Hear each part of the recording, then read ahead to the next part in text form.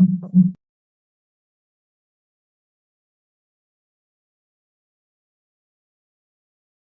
then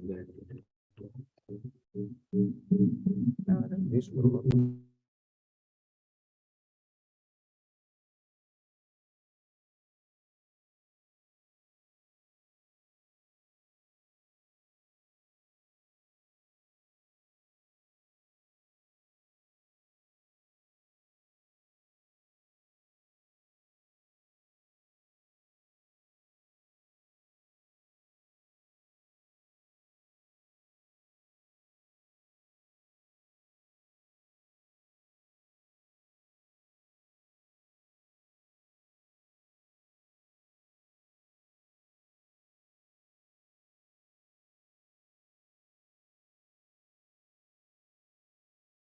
Mute.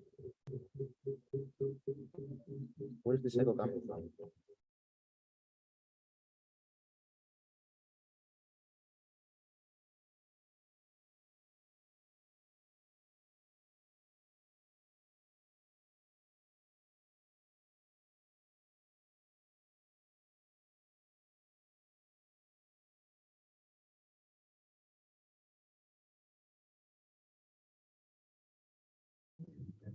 There.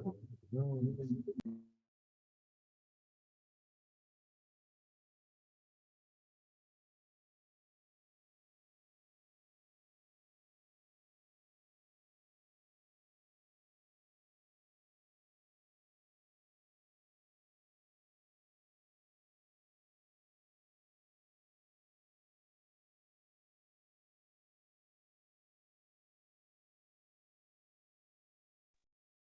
Yeah, it's working. That worked. I'm unmute and there's no. You're unmuted and Yeah. there's no echo. So the problem was the output? Why was the problem the output? I mean, Select the microphone. Okay, I don't. never mind. But It works now. my speak or like this, the sound is 0. Like the sound should come from if someone wants to ask a question, not from my laptop. If someone wants to ask a Like question that is online, you mean? Yeah. Uh, They don't, maybe. yeah, that's a good point. I have no idea. So the speaker. So now if I just have the HDMI to be a speaker. 1, 2, yeah.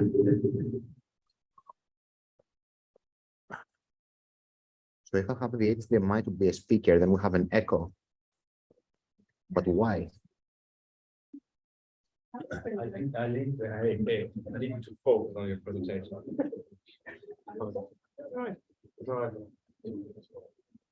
Yeah, today was I kind of missed anyway, double booked, so I'm like in between some also leaving after your session, but stay for a little bit. Yeah. How's the family? Yeah, okay, that's okay.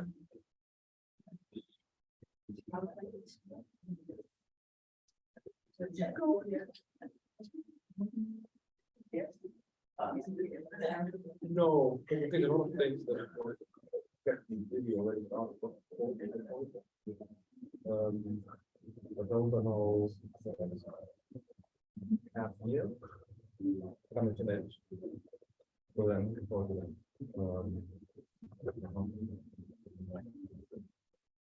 that. Yeah.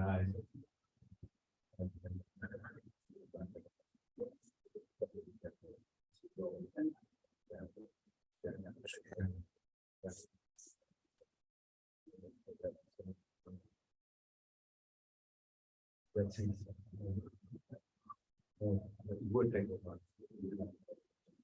yes.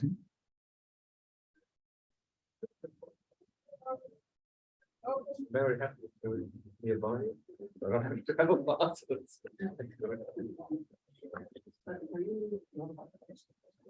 Yeah. Yeah. But I'm just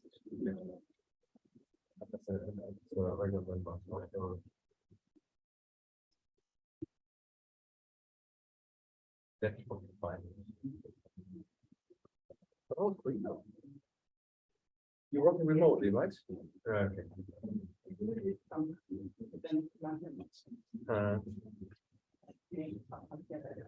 All right. Okay. All right.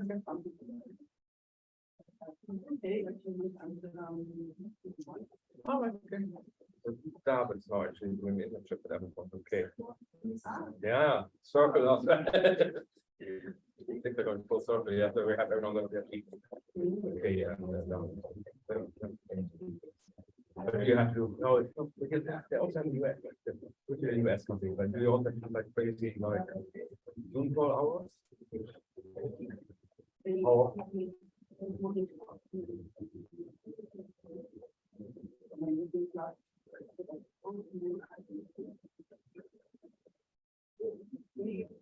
every day or yeah.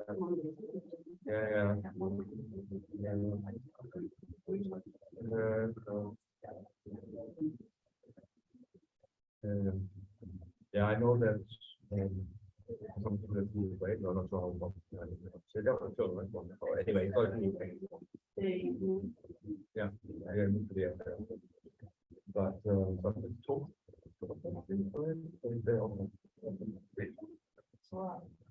Anyway, sure. And so I know that you negotiate with them for more than one food. Like a 9 o'clock, but that could be that really late, like just kind of on the time, like so like.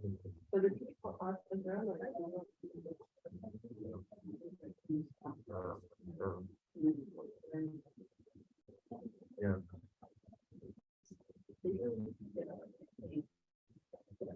Okay. Yeah, it's also great for someone having anyway. School runs something like that. But it's a nice atmosphere. I mean, do you feel like the atmosphere or something remote? All right. Okay. Okay. All right. Okay. Is it interesting? Okay. I mean, I know. These are also even some like micromanagement. Yeah, that's why I looked at them. Expectedly, so that's why.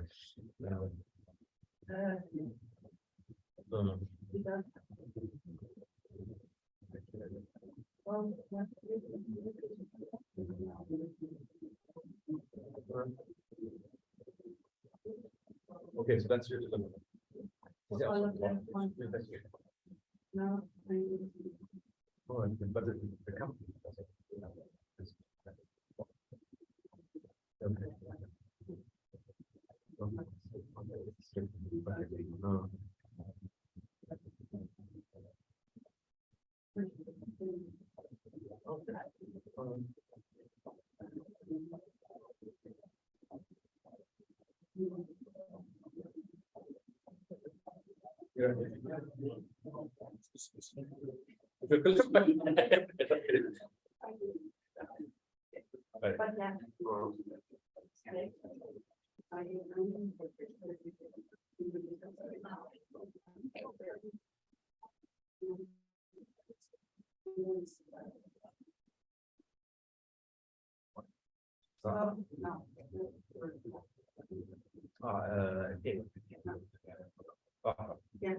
I don't know. It's quite active.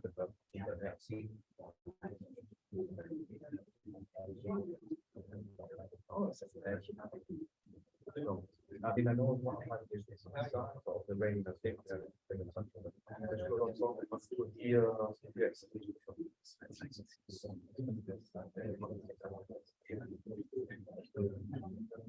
mean, 2 times 4 months, it's like it's too much of a. Hey, what's you doing? Great.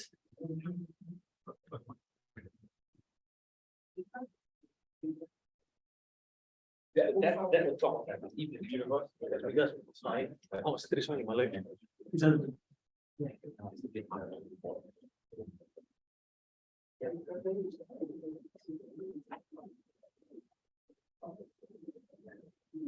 Yeah.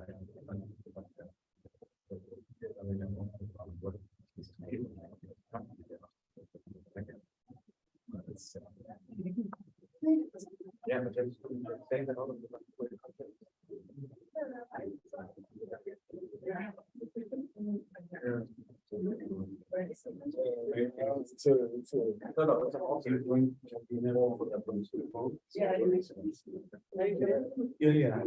So I'm going to go, I guess. Three.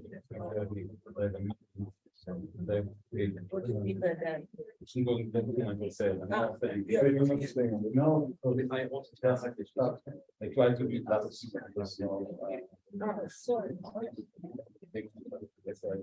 I'm even another hotel.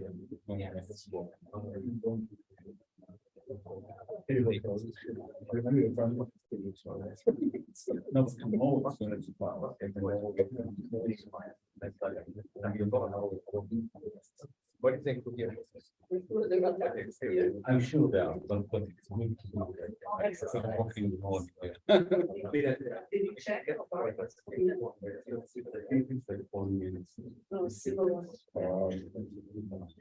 Oh, you can there, or you know, take Google or that. Yeah, I was going to say here because I need to follow my skills.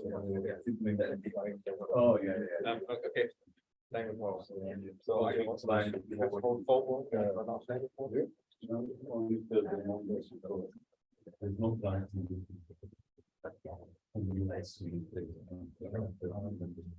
Yeah.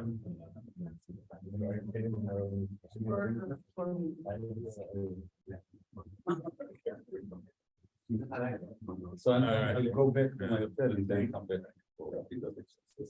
Yeah. Yeah. See, I cannot avoid some meetings. Yeah. It's been, yeah. Now. They're getting up. I wasn't that exposing so much.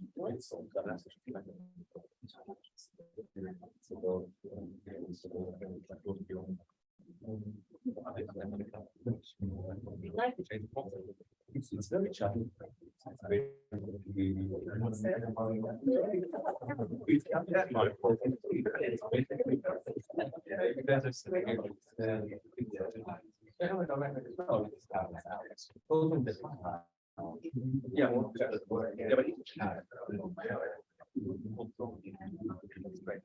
I'm surprised now.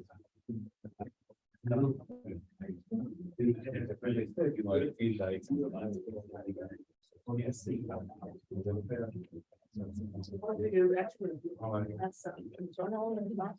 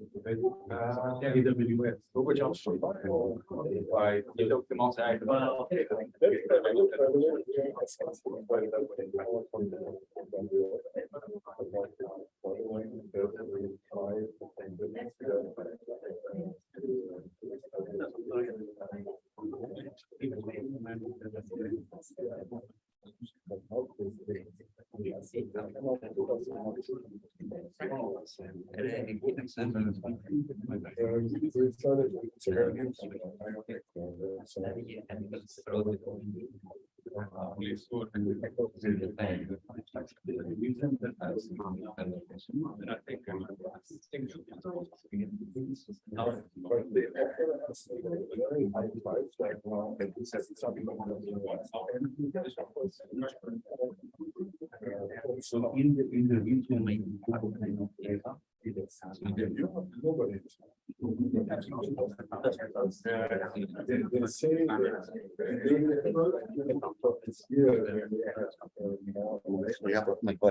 Τώρα είναι ότι όταν κάποιος είναι εδώ πέρα και παρουσιάζει, δεν μπορούμε να έχουμε αυτό το speaker ανοιχτό, γιατί ακούγεται echo. Δεν έχω καταλάβει γιατί. I'm good. That's all right. I had COVID last week, so I'm immune now for a few weeks. Okay. So if we're here, which speaker we cannot have open? So if we have the HDMI speaker Yes. and the speaker is unmuted, Yes. then there is an echo for reasons I don't understand. Okay. So Maybe there is some mic somewhere. yeah. So let's enable the HDMI speaker only when the speaker is online, like we did before. Yeah, of course. Yeah. Yeah, that makes sense. Oh, yeah, good point. Because we left it on, right? That's left why it they on. couldn't hear people in the. Yeah, because it's okay. So we will have Marzi now here, and I think the next one is a bit complex because Irina is Irina, but Irina will give probably a student of hers will also join online, and maybe he will present a bit of it. So we'll have to change things. Yes, when the student is to speak, we'll have to mute everything and unmute. Unmute the HDMI. Yeah. Okay. And this is Faris. So this is yours, and this is this. And you're muted now, or are you muted? I think unmuted. If, Unmuted. where can I see it? Unmute. You are on mute, right? Yeah. Okay. People So can hear So me. I think we should always have the speaker be unmuted. okay, yeah, the speaker be unmuted. This can, in any case, can have it this way, so online people can see us as well. Yeah. Hmm.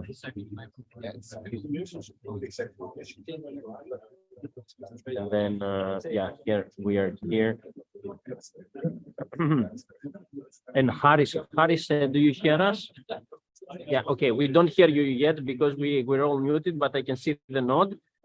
So you're coming next after Marzi. Yes. Okay, good. Do we still have this list with bias? Somewhere, I don't know who got it last. I think you got it last. Oh,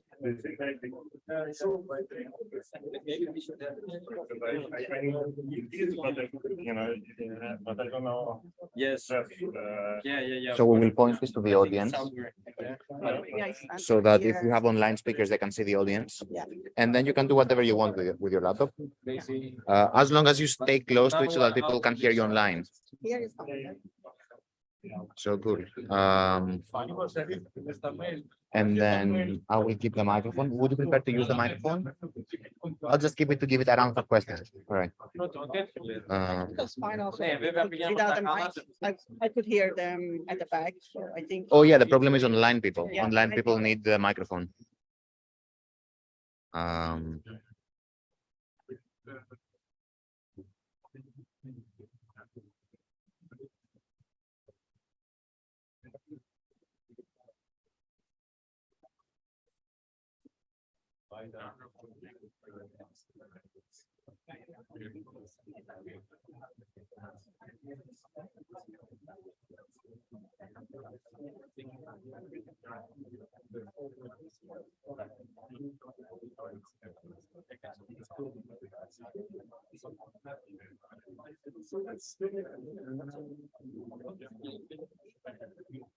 I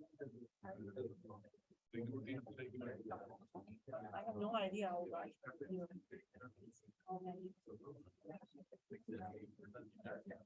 Και μετά κρατήσω το μικρόφωνο για να το πασάρω όταν... Ναι, τώρα το μικρόφωνο δεν ακούγεται. ναι. Πέρσι μου να... Yes. Okay. Test it. All right. Thanks for coming back. I hope you enjoyed your lunch. We're gonna have now the second part of the day with a number of nice talks, again crossing disciplinaries. So our first speaker for this afternoon session is Marzi, who until recently was a PhD student at our university and a group which we all together, information retrieval and NLP. Despite the current tension, we split it, so that's fine. Maybe we should join again. But Marzi nowadays sees at Cohere, and I'm really looking forward to hear her perspective on the topic. So Marzi, the first yours. Yeah, thanks. I'm very excited to give this talk today, and I have been really enjoying the previous one. So what I want to talk about today is You can use the microphone. okay. Is it working? Better, yes. Okay. So what I want to talk about today is large language models from the perspective of multilinguality. And I think it's important because we talk about NLP, natural language processing, natural language understanding. And once we really like trying to get to the core of understanding a language, it boils down to a lot of like different concepts that exist in a language, and it's very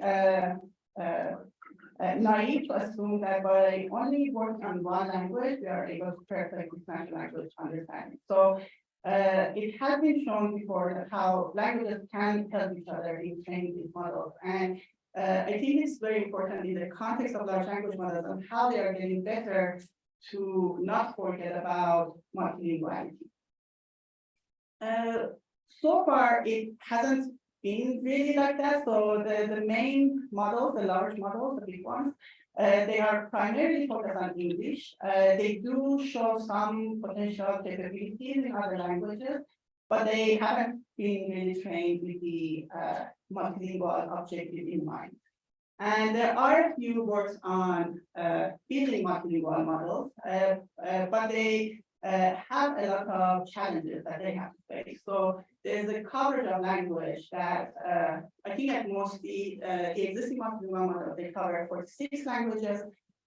Then there's the what is called the curse of multilinguality, when it has been shown that if you add more languages to the model, the performance overall can go down, even though you can improve on that particular language. And then there's at the essential part of it, the lack of good quality data in a lot of these languages.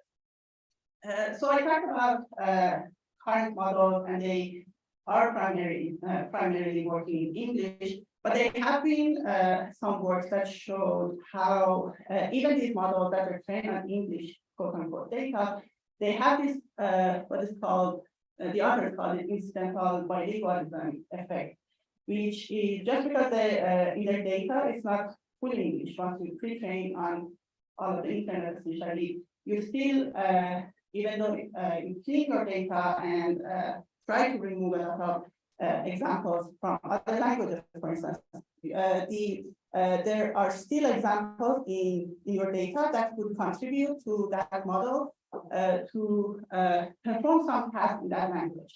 So it's not really a magic that happens, that like a model that was trained on English can suddenly speak Turkish. It's just that in the training data, it has seen some either like monolingual or parallel examples of instances in that language. And then one thing that's important to remember is that there are benefits for cross-lingual learning. So if you, it has been shown that if you train models on multiple languages, they can help each other. So it can be models from the same family help as improving the performance once you train on the French data, on Spanish data, for instance. So there's definitely benefits for not just a language that you add to the model, but for other languages as well.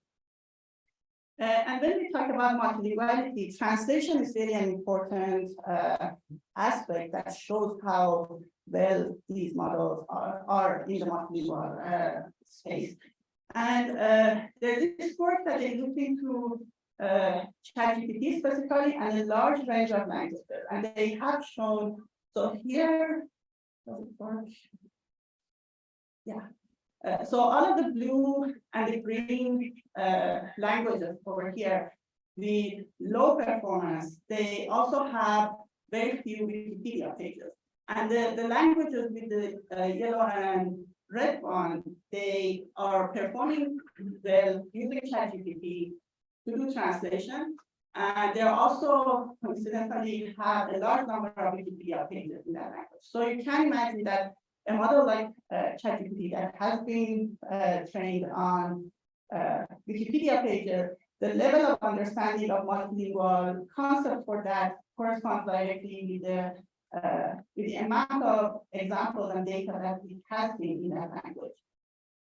There's also, of course, the question of cost. So when we talk about multilinguality, and you can argue that there are specific models, for instance, for translation, that they do the job better and they're lower cost. And as these models are getting more powerful, like GPT-4, and they do exhibit really nice multilingual behavior as well, they are also exponentially expensive. So whether it's a good use case to do, for instance, translation with these models, that's a question for whether you have the resources to do that or not. And then I also want to talk about how even if we don't speak a language, it can have an impact. Our experience with the large language models, it can have an impact. So there was this particular work that looked into trying to make GPT-4 to generate toxic content. So having these trigger prompts so that they ask the model different questions and see whether it can generate toxic content. And for the when the prompts are in a language that is considered high resource or mid resource, it showed that the GPT-4 model can successfully not respond to these kinds of prompts.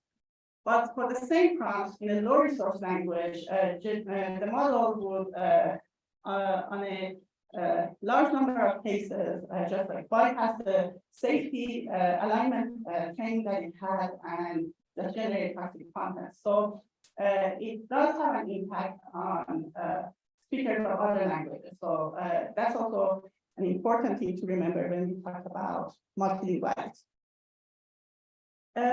Right, so I want to have just a refresher for like what is the current recipe for the large language model training.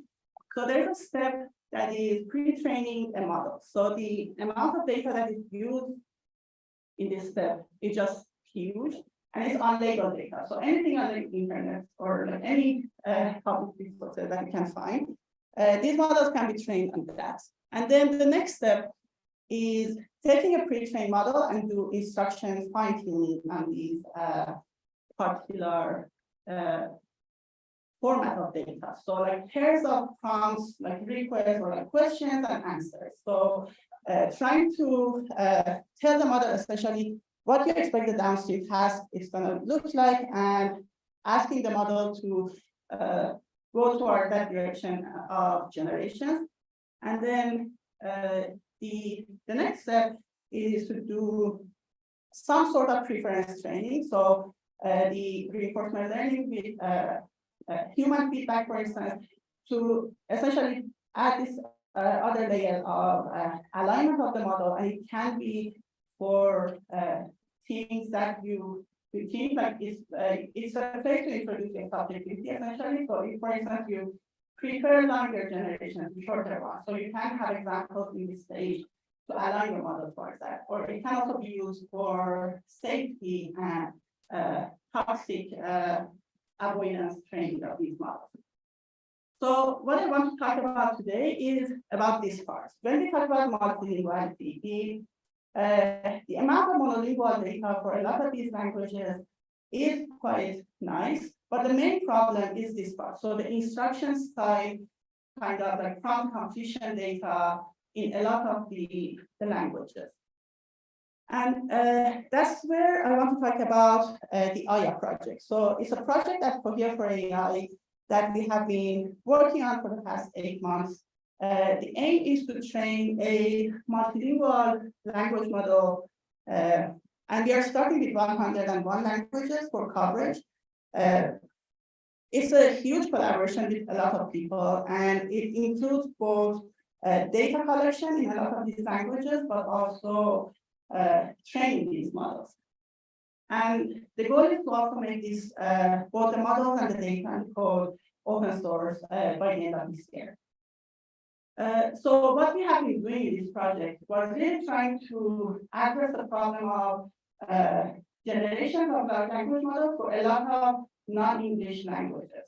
The first step for that was to augment the data sets that we have in instruction style already in English by translating them to other languages.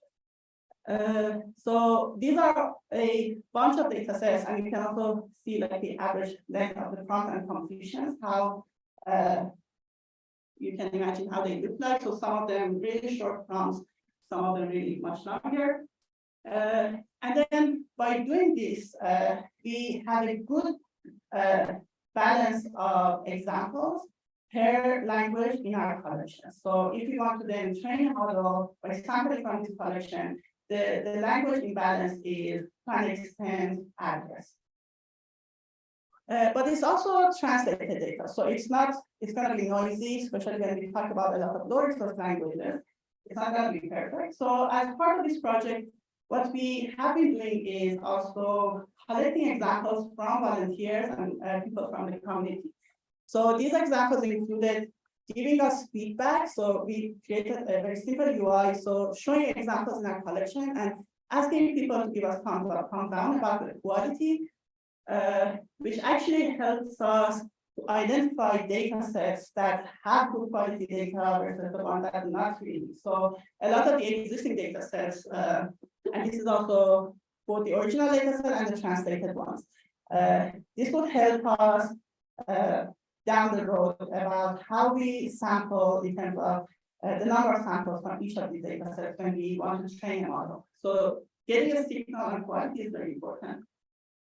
And then in the second part of UI, we ask people to write examples for us. So essentially asking to collect organic natural pairs of prompts and completions, how they would interact with the model in their native language.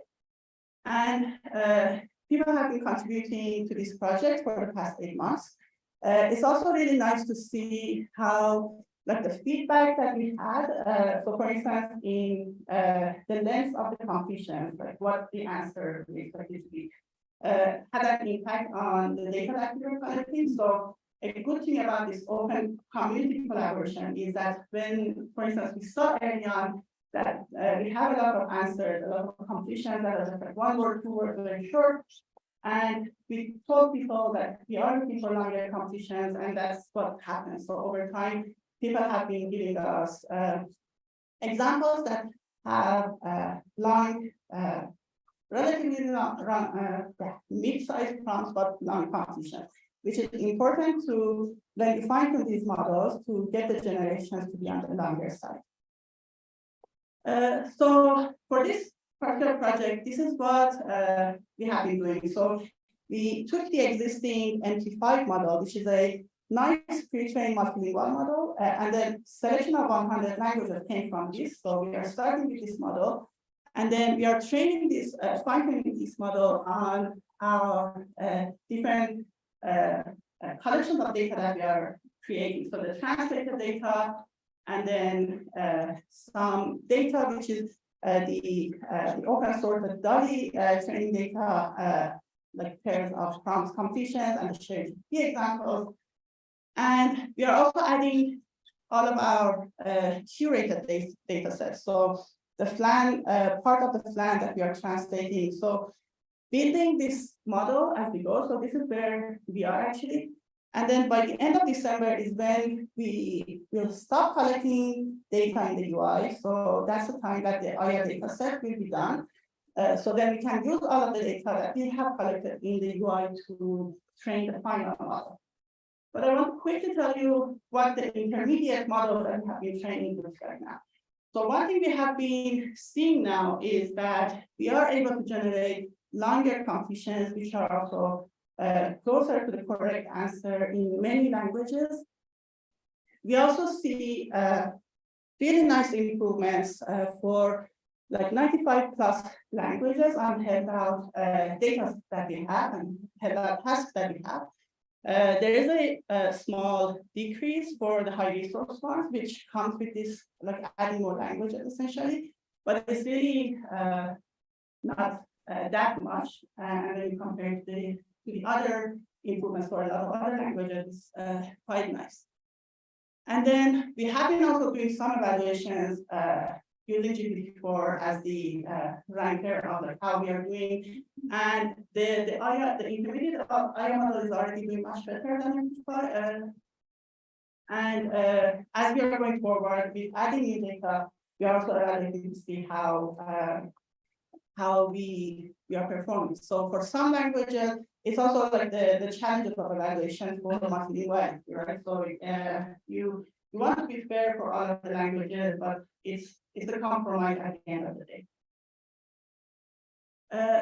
So what are the key takeaways from my talk. So I think multilingual framework in general is important to continue working on. So we know the current state of language models with the transformers, with the BP tokenizer, all of the things that have been used in this model came from the machine translation field. And I think it's important because the translation task to understand different languages is a complex task. And in order to address the problems in that field, you will end up coming with the solutions that can be helpful across other fields as well. So I think it's important to remember that we should still continue working on multilinguality.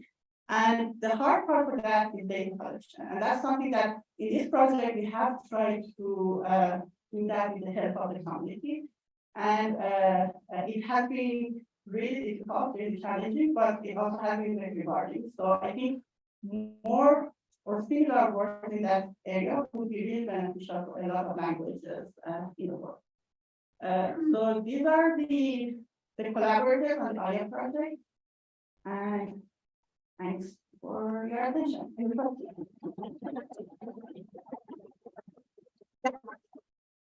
Question. Thanks for this nice talk. I agree it's a really important topic. So you mentioned in passing something about toxicity, and I wonder how you address this issue, because while you can translate data sets, toxicity and responsible AI in general have also a cultural aspect and other data sets that can address this. Yeah, that's a very good question. So we are very aware of this. So one thing we have started doing is to use existing benchmarks just to see where we are. You will be surprised how few there are multilingual, bias, toxicity, all sorts of harmful content data sets. So this is the one that we use. The PALM data reports 2 data sets. So we also use the two last lines are the AIDA version 1 and version 2 models, how they do on toxicity classification. And your second point, which is really interesting, is the culturally sensitive aspect of it.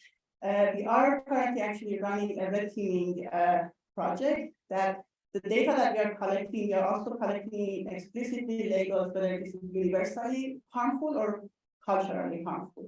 And we do have plans to also benchmark on that data set. And we do think that it's very, it's going to be different. So not all, you cannot just translate from English to all of these languages and understand the toxicity there.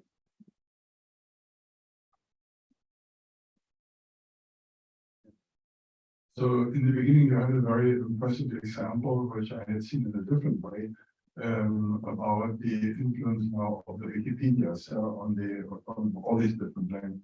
So I'm curious, did you check something that should be also very enlightening to the question of how much machine translated data can help? Some Wikipedias are very big, but are completely translated. Yeah, like Cebuano is bigger than the German, yeah, Wikipedia, but the German is original in most of the things, only a small part is translated, and the Cebuano is completely machine translated, almost completely, still not right, maybe 90% or so.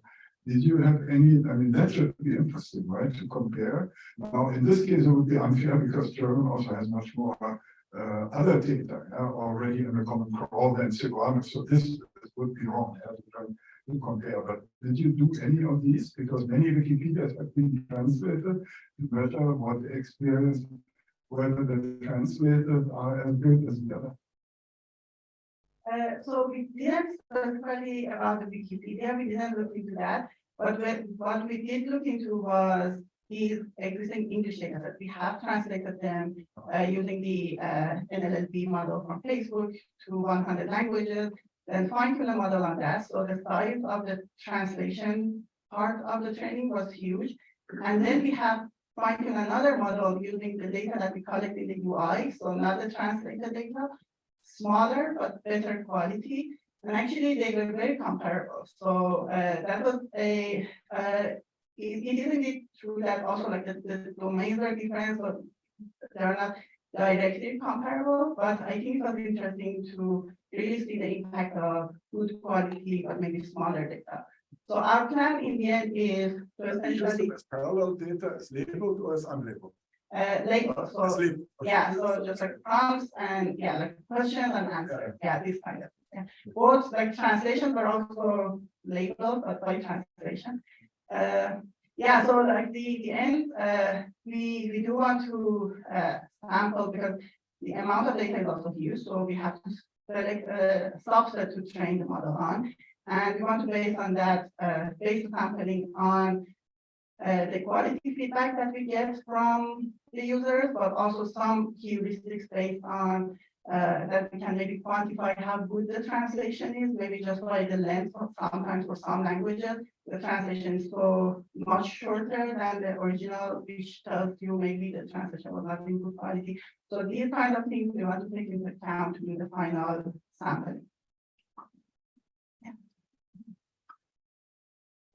Can you maybe explain in more detail this figure? Because I see also, for example, here that Serbian, Croatian, and Bosnian, which are basically the same language, or like 99%, but they have totally different kind of scores.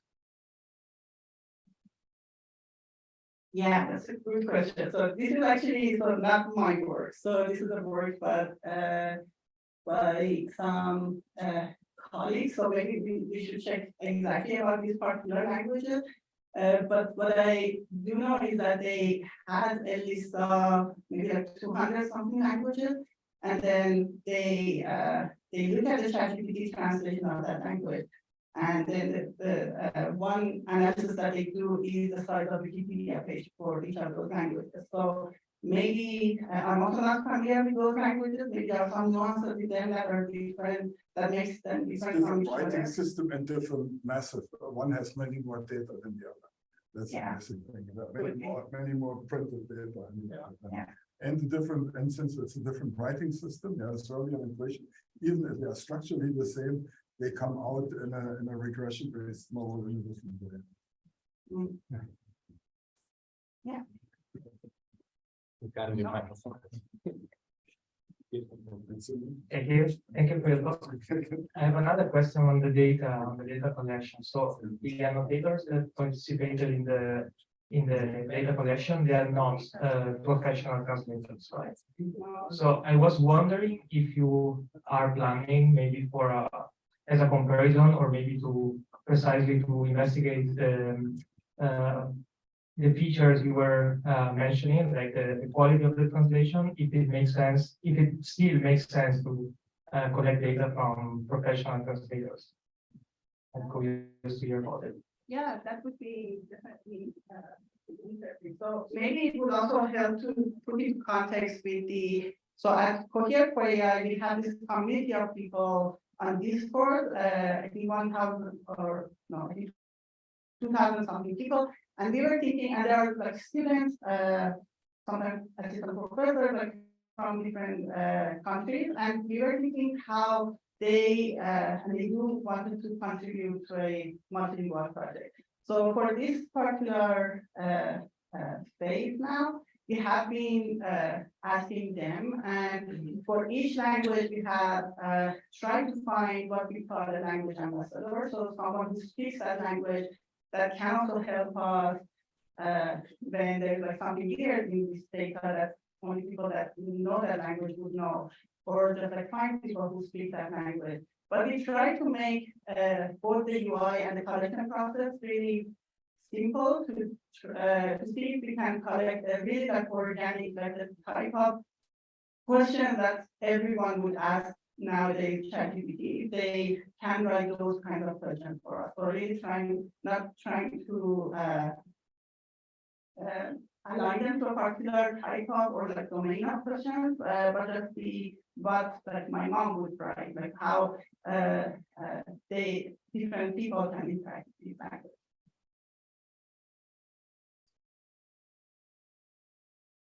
Any other questions? I want to ask a question myself. So, is there any good way to intrinsically evaluate the alignment between languages, or can we only do it in a downstream application? So one striking example for me, for example, was if you ask one of these large language models, the headquarters of Bol.com, which is the Dutch Amazon, it can respond in English and in Dutch, but when you ask it in Greek or in Farsi, it chooses to hallucinate instead of aligning with the Dutch knowledge. Or I don't know how actually it's very puzzling to me. How do they think about it? How should they think about it? There's really no alignment. Is the language identity stronger than the probabilities of the latent space? Can we in any way see where in the latent space this Dutch versus Greek knowledge lie? How do we think about this? Yeah, I think maybe looking into some like interpretability. I know there's a talk later today about that a little bit. I haven't really looked into that. I think the assumption that we had for this was when you ask a language model a question in Persian and then it answers in English or like hallucinates really in Persian, our assumption was that it boils down to the data that it has seen at fine-tuning stage. So this is what we are trying to address now. So the next step would be to really try to evaluate how well we actually did that. So other than just some downstream evaluations on natural language inference tasks on like 10 languages.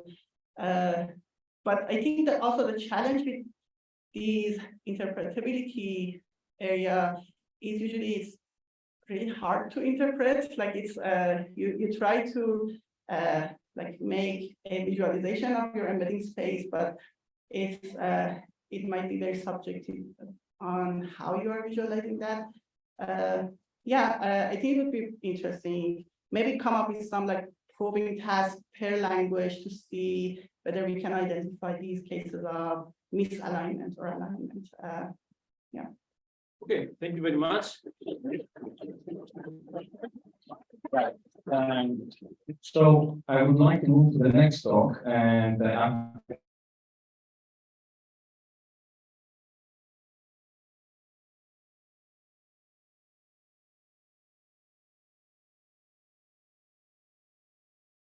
sorry, you dropped off. I can't hear anything. Yeah.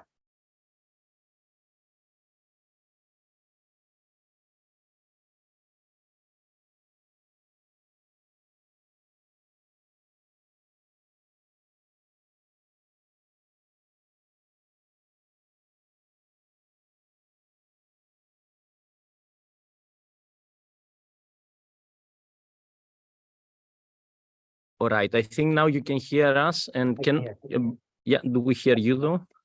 Let's see. Can you speak up? Can you hear me now? Oh, yes, perfect.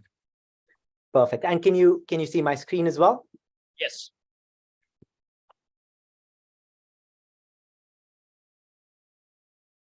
You can go ahead whenever you're ready. Perfect, thank you. So hi, I'm Dr. Tayyar Madabushi, and I'll be talking to you about our work titled Our Emergent Abilities in Large Language Models Just in Context Learning. And this is work with Professor Gurovic and her team at the Technical University of Darmstadt. So, and I think this has been a theme that's come up even at this workshop. Overall, there's been this talk of an existential threat that's been posed by large language models. And at the heart of this is the fact that large language models have what are called emergent abilities. And I'll say a little more about that. And it is these emergent abilities that lead to this perceived existential threat, as it were. So what is emergence? So the idea of emergence comes more broadly from natural sciences, where it is the qualitative change in a system as a result of a quantitative change. So, for example, you have phase change in matter, where a quantitative increase in temperature leads to a qualitative change in water, which is that it goes from liquid to a gas. And Wei et al. Late last year extended this idea of emergence to large language models, wherein they defined it as the ability that is presented in larger models, which is absent in small models. And notice that this is inherently unpredictable because it only presents itself in larger models. And so the theory goes that you have this potential for latent hazardous abilities, and that's what leads to an existential threat. Here's a list of some of the tasks that were found to be emergent specific to GPT-3. You can see that they all require some aspect of reasoning, and that is at the heart of what these emergent abilities have been said to be capable of. Now, the idea of emergence itself isn't entirely new to language models. Much smaller models, which were pre-trained language models, such as BERT, for example, were found to have linguistic information encoded within their parameters, right? So part of speech information, structural information, and so on. But what is different about large language models is that they have access to what is called functional linguistic abilities, which require a degree of reasoning. And that is really what sets them apart. And that has been what has led to this kind of existential threat, as it were. So one of the observations we made is that in addition to these abilities that become emergent are some techniques that are only presented in really large models. And so these are in-context learning, instruction tuning, and then there's chain of thought prompting and so on. We're going to focus in this work on in-context learning and instruction tuning. These are not really emergent because they do present themselves even in smaller models, and the increase is very predictable. So just to quickly touch on what both of these are, here's in-context learning. It's the ability of these large language models to perform a task based on a few examples. So here on the left is regular in-context learning. You have a sentence, an associated sentiment, and you present a new sentence, and the model is able to make a prediction on what that sentiment is. This even works when you flip the labels. And this is from a 23 paper, which says large language models do in-context learning differently. So even if we flip the labels, you can see that the associated label that's predicted changes. And it also works when we use semantically unrelated labels like foo and bar. Based on this and the fact and some of the theoretical work that's coming out in terms of in-context learning, ICL can be seen as a form of training. It's similar in some ways to guiding a model like one would using some kind of fine-tuning. Of course, it doesn't update the parameters, so as such, it doesn't remain. It's at inference time and it's in one go, and that's it. So just a little bit about instruction tuning. Instruction tuning, I think it was mentioned in the last talk as well. It's the process of training a model, it's fine-tuning a model using instructional data. And I'm not going to say too much about it because I'm sure all of you know what that is. So what is the main limitation of prior work? The main limitation has been that the measure of emergent abilities has been confounded by these other techniques that present themselves only at scale. So our first research question is to evaluate the extent to which abilities are emergent, functional linguistic abilities are emergent in the absence of in-context learning and instruction tuning. That's the first question we aim to answer. The second question is how instruction tuning leads to, or what influence does instruction tuning have in the emergence of functional linguistic abilities. And remember, it is the functional linguistic abilities that can lead to an existential threat, not formal linguistic abilities. So in terms of experimental settings, we run well over 1,000 experiments using these 4 model families with a range of parameter size from 60 million parameters all the way up to 175 billion parameters, which is TextDaVinci 3, which is the engine behind ChatGPT. In terms of tasks, we pick 14 tasks here on the right, which were previously found to be emergent. And on the left, you see 7 tasks that we added, which were, 8 tasks that are not previously found to be emergent. We add this to be able to provide control to our experiments. So in evaluating the extent to which we have emergent functional linguistic abilities in the absence of in-context learning and instruction tuning, what we do is we evaluate models in the zero-shot setting, so no in-context learning, and we pick models that are not instruction tuned. And we do this across a range of the model families. And here are our results. You'll see that the typical increase in model performance with scale is completely absent, except in that one case. What you have here is on the x-axis, you have parameters, so if that's increase in scale, and on the y-axis, you have performance. And typically what you see on the right is what was previously observed right across all of these emergent tasks. And amongst the tasks that were previously not found to be emergent, we find that just one task is emergent in this setting. And you will see that, and in this setting is really the only real way of testing emergence. So this is the only emergent task amongst these. And what's interesting about these tasks is the first one is recall based, and clearly the larger the model is, the more likely it's to do better on these kind of tasks. And the other one is a test of formal linguistic competence, right? So which is, again, there's no existential threat from that. So sanity check, we make sure that our results generalize. We evaluate models in the few shot setting, which are instruction tuned, and we find that we are able to replicate previous results. And in terms of generalization, we find that our results generalize across Llama, Falcon, and other language forms. So in terms of our first set of conclusions, what do we find? We find that there are no emergent functional linguistic abilities in the absence of in-context learning and instruction tuning. But that brings us to our second question. What happens really when we do instruction tuning? Is it somehow able to provide these models with some kind of functional linguistic abilities? So the prevailing theory is that there's inherent to these models are some reasoning capabilities. And when we instruction tune, they can understand the task better and therefore reach into their reasoning capabilities and actually solve a task. Alternatively, the theory is that there's already some fine-tuning on instructional data sets, including code, for example, leads to reasoning capabilities. So it's one of these is what the prevailing theory is.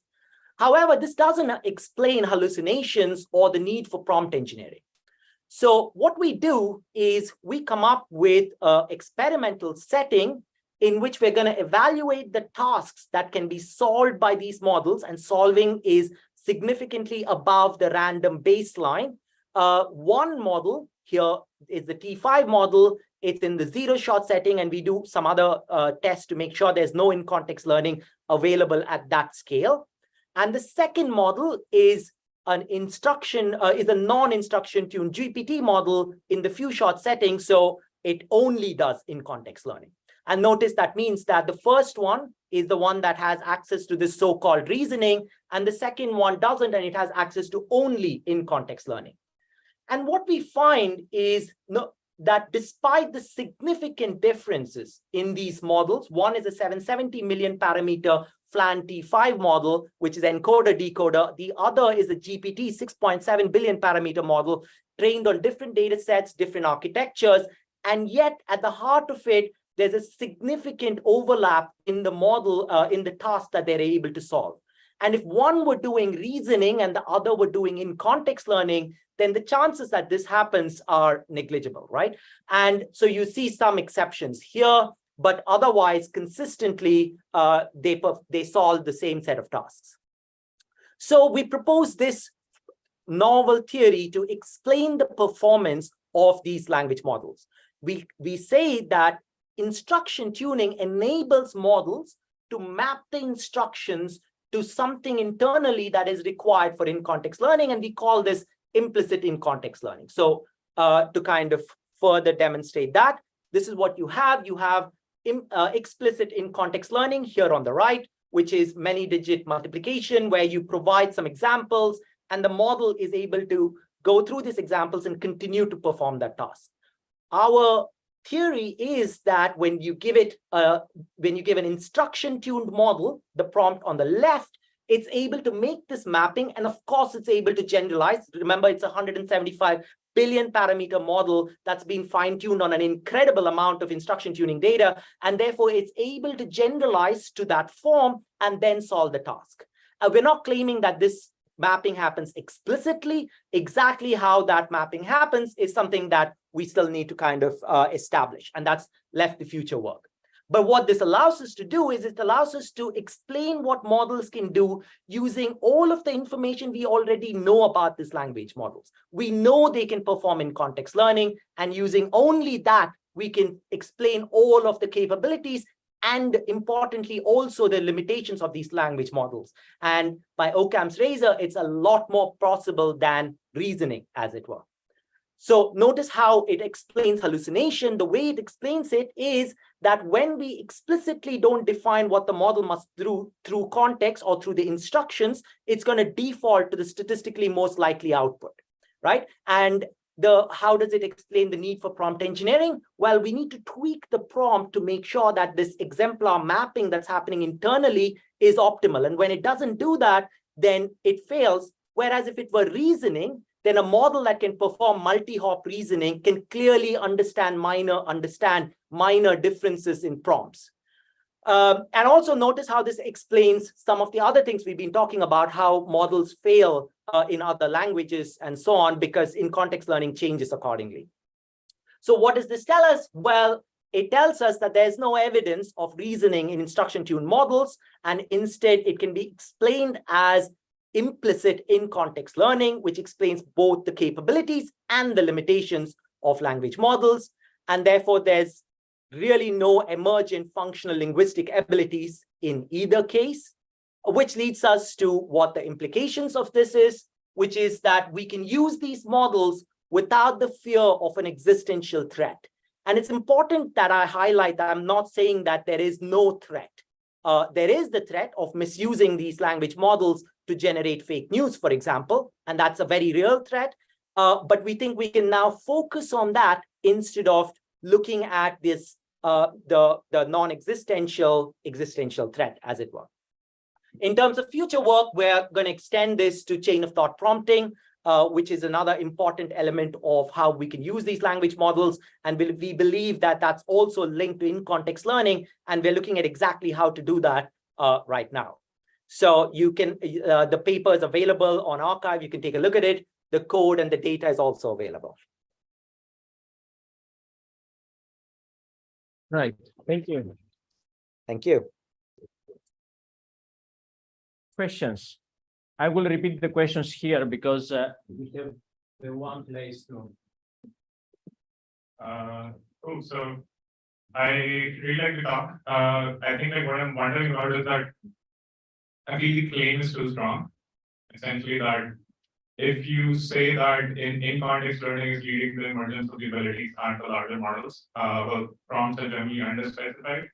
A given prompt could like elicit different capabilities. There's multiple ways of answering a question. And what I would argue is that like with a larger model, by providing few short examples, like few short examples, you're making sure the right capability is elicited. And you can call that in-context learning or whatever you prefer. And what I'm wondering is that, like, is it fair to say that the model does not have the capability, it's just doing in-context learning? Or is it maybe fair to say that the current conclusion is that the fair one, that like none of these models have any capability, and like just in-context learning happens at that scale, so like that's why the larger models are showing the capability? Or is it maybe possible that all the models have the right capability, but the larger models are easier to map to the right capability via exemplars? Like, it feels like there's a lot of confounding possible here, and the claim might be too strong given the confounding. So that's just like an apprehension about it. Could you hear the question? I could hear it. Yes, thank you. Yeah, thank you. That's a really good question, and I think it's about the idea of what reasoning is. And I think if we want to claim that language models reason, we need to explicitly define what that is and go through what that will look like. And that's not been something that's done so far. And in terms of the terminology of what in-context learning is and what reasoning is, I think those are very different things. In-context learning allows us to provide a task to the model and to instruct them to do something using examples, which is why multi-hop question answering and so on gets harder for these models, because that's when we're not able to explicitly do that. And that seems like a very reasonable thing.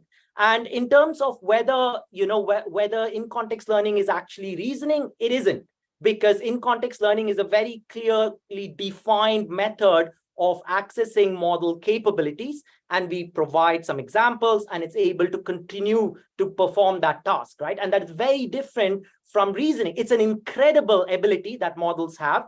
It allows us to do incredible things, and it only appears at scale, and it's useful only beyond 30 billion parameters or so. And all of that is incredible, but it is still not reasoning. And I think at the heart of it, when we use these models, there's something off with them in terms of what they can and cannot do. They're definitely not completely just generating the most statistically likely output, which is one way of thinking about it. But at the same time, if they were doing advanced reasoning, then they wouldn't make the kind of mistakes that we've been seeing. And yeah, I think there's a lot there that we can kind of unpack. But in terms of the terminology, I think it's very explicit. These are two very different things, reasoning and in context. We're not saying that we're calling the kind of reasoning that they do in context learning. We are saying that in context learning is a very defined and clearly defined capability, and that is what they're doing. Do you want maybe to stop sharing so we can see you as well, and then move to the next question? Yes, thank you. I'm going to slightly bang the same drum as the last question that was asked. So I think what we all agree on is that in context learning elicits certain behaviors and elicits certain abilities. So the language model as a whole is a mixture of lots of abilities, and your context elicits one of these. So isn't it then very reasonable to say that one of these abilities is reasoning? And it's perfectly possible that through context learning, through in-context learning, by specifying the right context, we are specifying that the model should reason. Would you say that it's impossible or a possibility, but there is no evidence for it yet? I would say it's not a possibility. And the reason is as follows, right? So if we know that we can train a smaller model to perform several tasks, and we've been able to do that for a while now.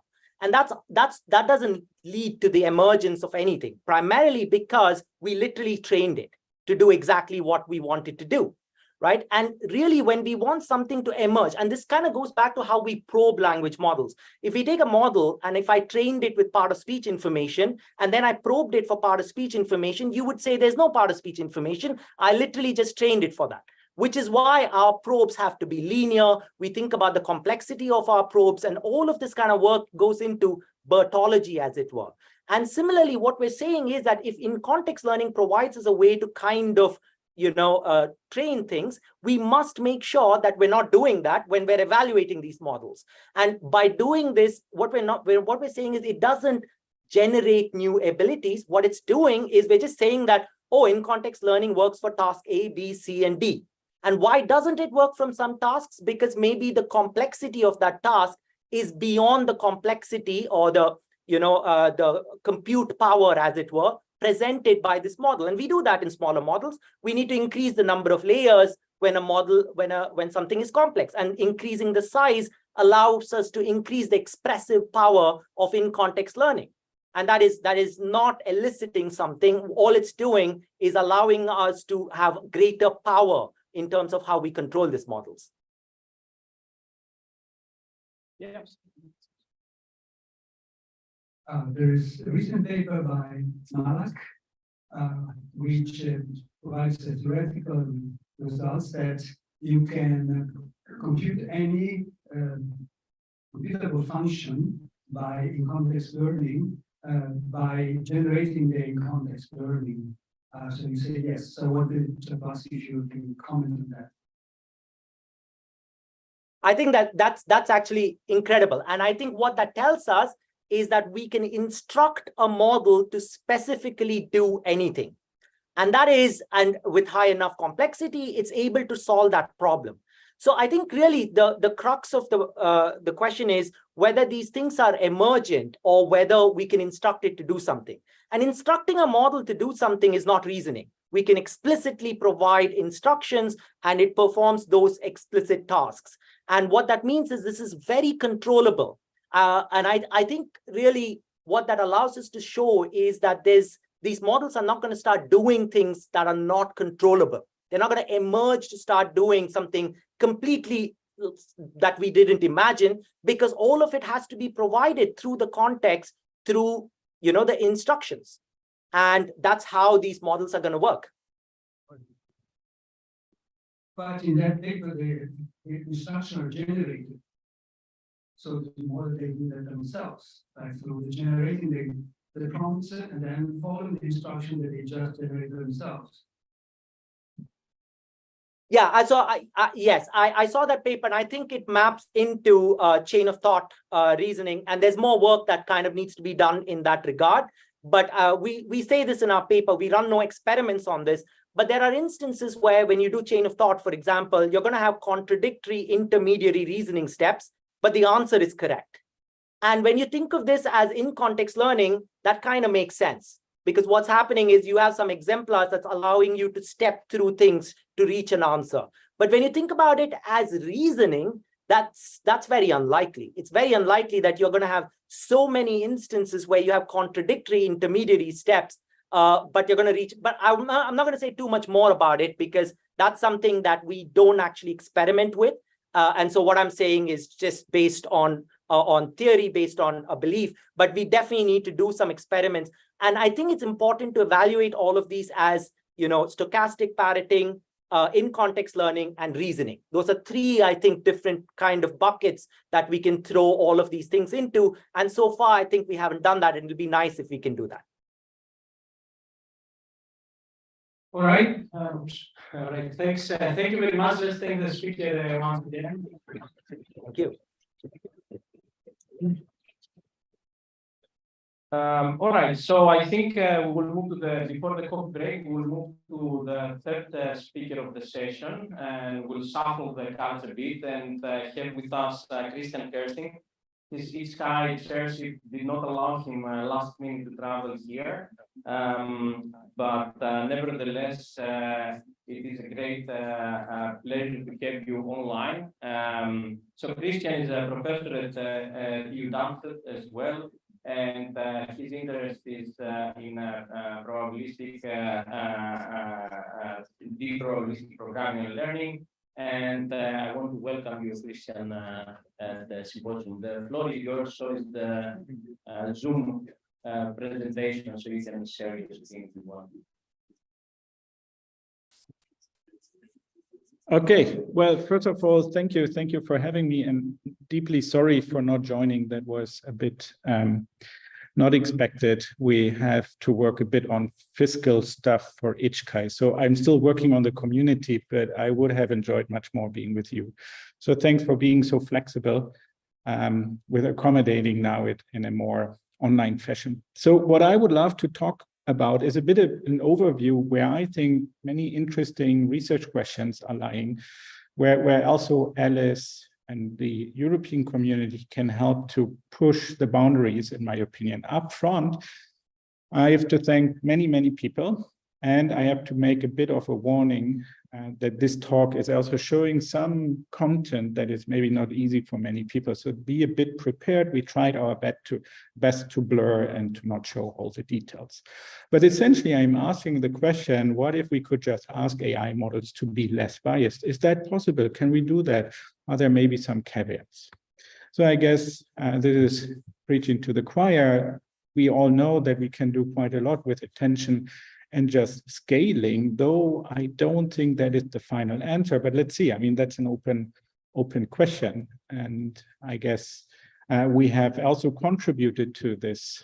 And one of the stuff that we have contributed rather recently is questioning how can we get a bit of relational structure when dealing with vision task. And so we were presenting, for example, the vision relational transformer, where the interesting fact is that we can do also on the relational level a lot just as input. So instead of trying to change the underlying model much, what we are doing here is we try to extract the right information and then push that into your favorite architecture, very roughly speaking. So essentially, we are trying to get local level entity patches for relational prediction task, here shown for scene graph generation. And it was surprising to us to see how much you can gain in a very simple way compared to state of the art, at least when it gets to scene graph generation.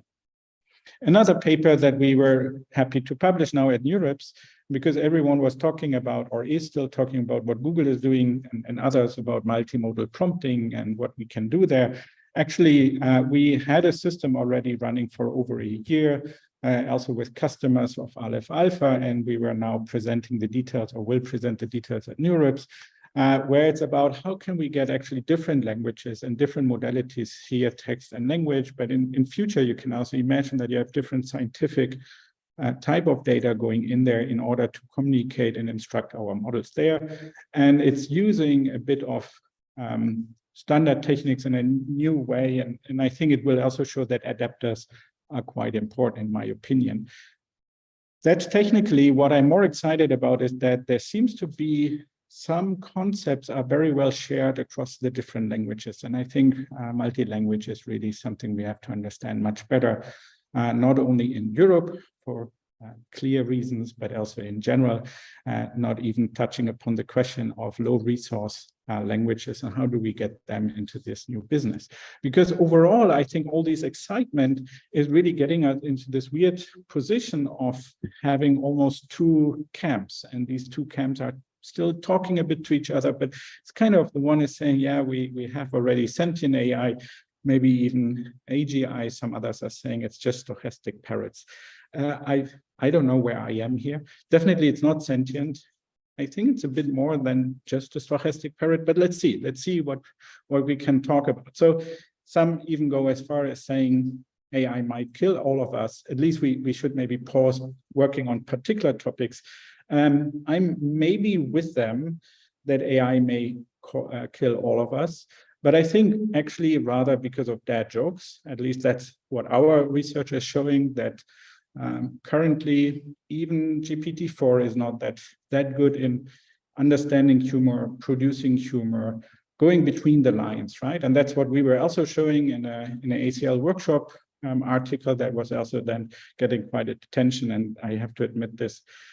Killing all of us with dad jokes is due to the Washington Post, who took up our work and discussed a bit.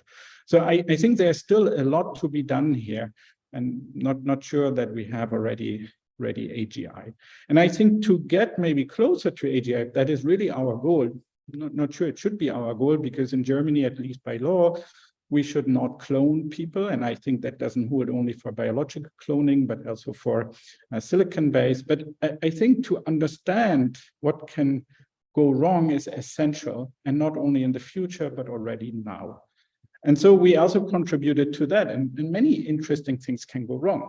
So for example, if you make use of stable diffusion or some variant of it, then actually it makes use of the coding of the text as well. And so you can easily provoke to shift bias. So for example, if you use here a photo of an extras, and you just change the coding of the O in the off, let's say you use Korean or Indian or Arabic, you will get different images. And now that's a bias, could be a good bias, could be a bad bias, whatever.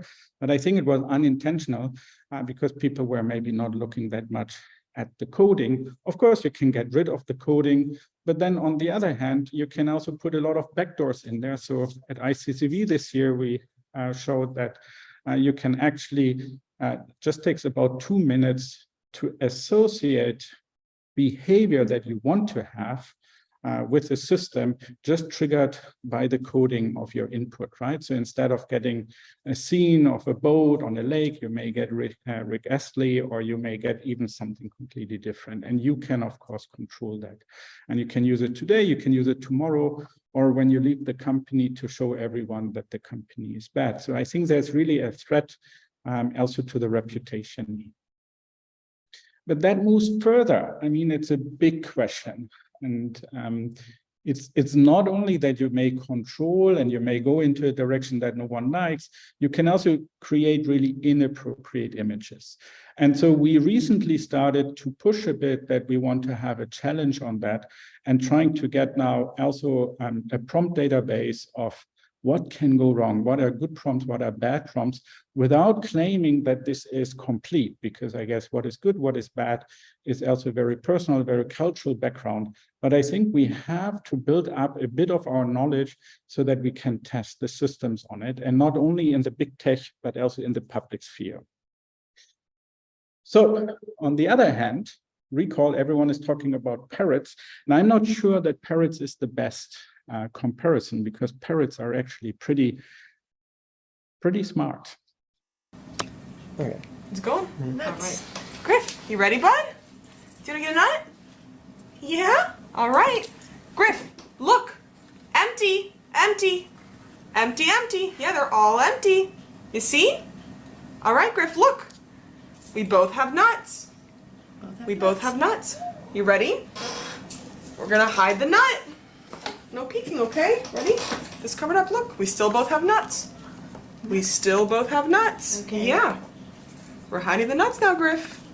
Okay. We're hiding the nuts. All right, Griff, Okay. you ready? We're gonna cover them. They're all hidden. Are you ready, Griff? You gonna pay attention? Look. Empty. You see? It's empty. All right, Griff. Go, boy.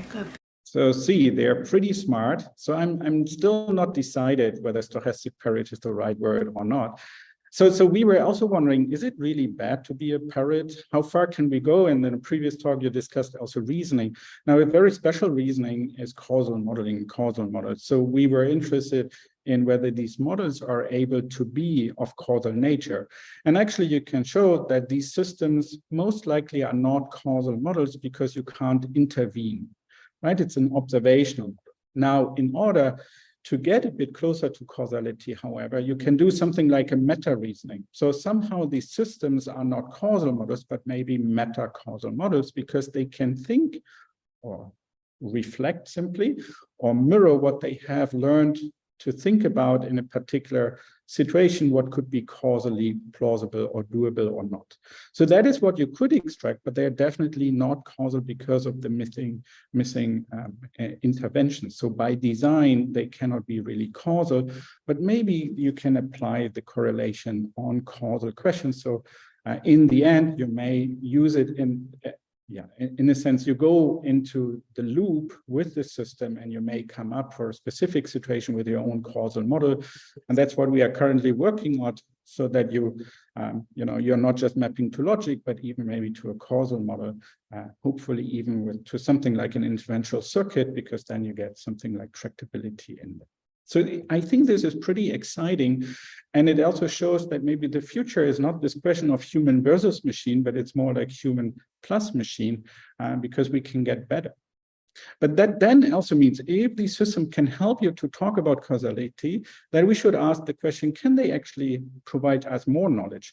Can they provide us something like what is wrong, what is right? Can they maybe justify their decisions? And quite often you hear that XAI is not doable with some of the large models. And we were also triggered together with Aleph Alpha, because the problem is that many cases, if you do some of the standard XAI methods, then actually you need more memory, and that is very costly in terms of energy. So instead of doing backpropagation-like approaches, we were showing how to do forward passing with perturbations, so in a sense, kind of Monte Carlo influence function evaluation to get heat maps both in the image as well as in the text, because it's a multimodal model. And by that, you can be much more efficient when it comes to memory. So in turn, it scales much better. So I think we should start working much more on XAI for large-scale generative AI models, because it's doable and it's very much needed, because we need to trust these models. So another way to maybe dig into what do you think actually is going on here is to ask the system. So at ICML, we were trying to do that by saying, okay, it's not just a question, you get an answer, but you also ask for the reasons. And then you can go into the loop if you're not happy with the reason. And that is actually working.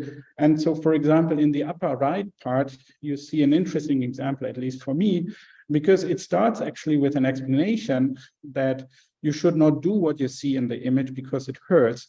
Well, sure, but that's not the real reason. The real reason is that it display the act of bullying. And we were very happy that we can, by interaction, get the system to provide the answer and also keeping the answer.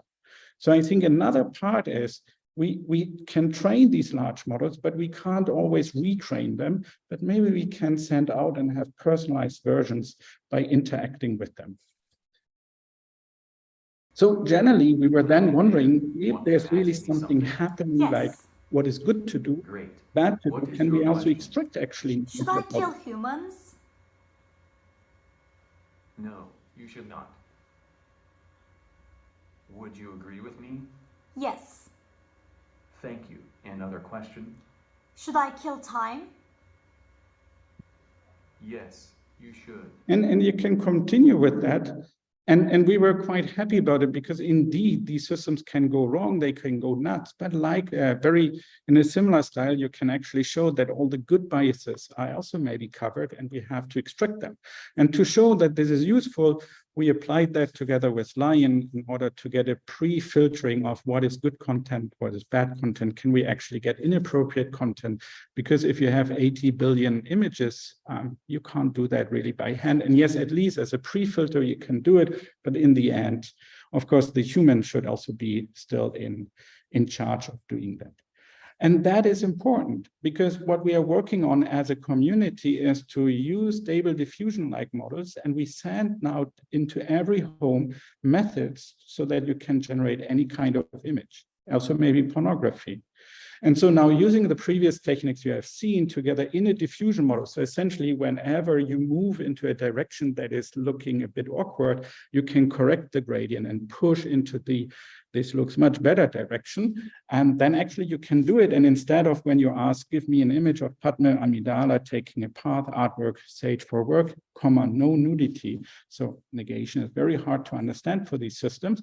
You can push it actually into a direction so that it's really no nudity, because otherwise you would definitely get a nude picture.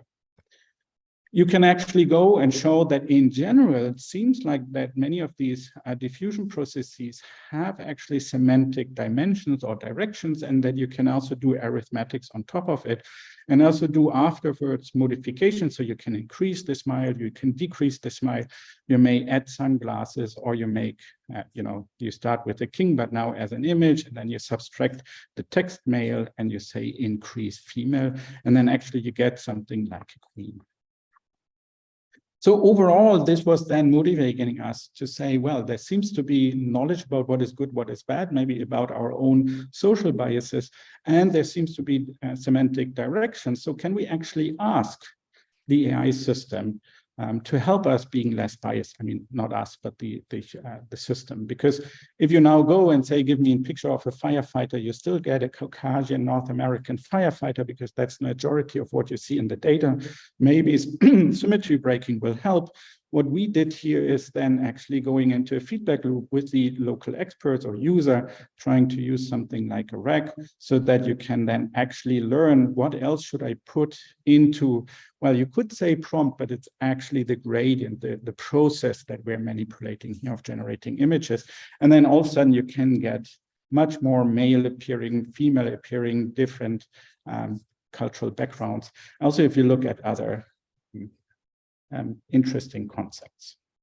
So with that, I would like to conclude essentially the talk, because I think what this all shows to me is it's super hard. We are about to design an ideal world or some world in our models, and I'm not sure who should design these worlds. Who is deciding on what is right and what is wrong?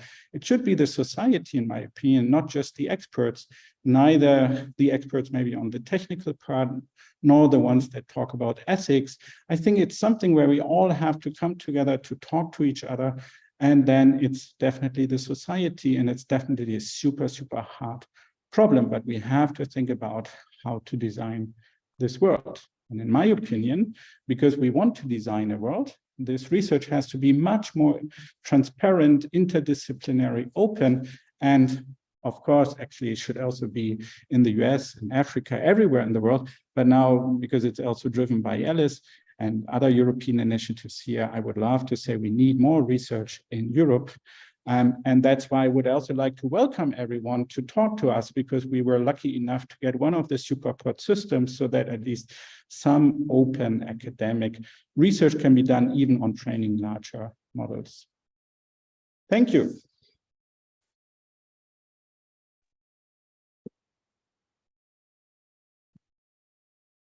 Thank you very much. Time for questions.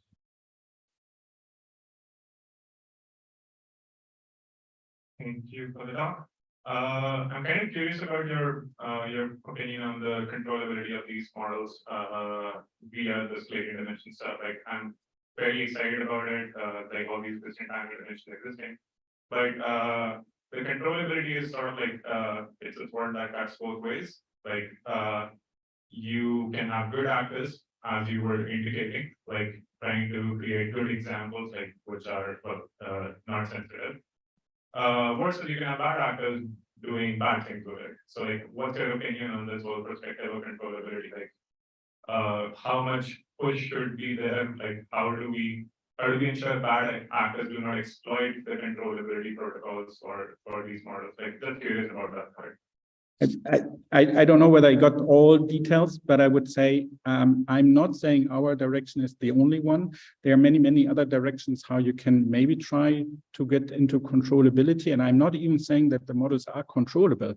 I have no clue. We have to understand, but I would expect that they are not controllable, very much like I'm not controllable, right? I mean, it's the question of negotiation. If you go to sociology, they tell you whenever you enter a room, for example, for a workshop, you start negotiating contracts implicitly.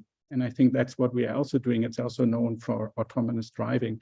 So I'm not sure. What we are excited about is that we here go into the process. So we look really at the gradient.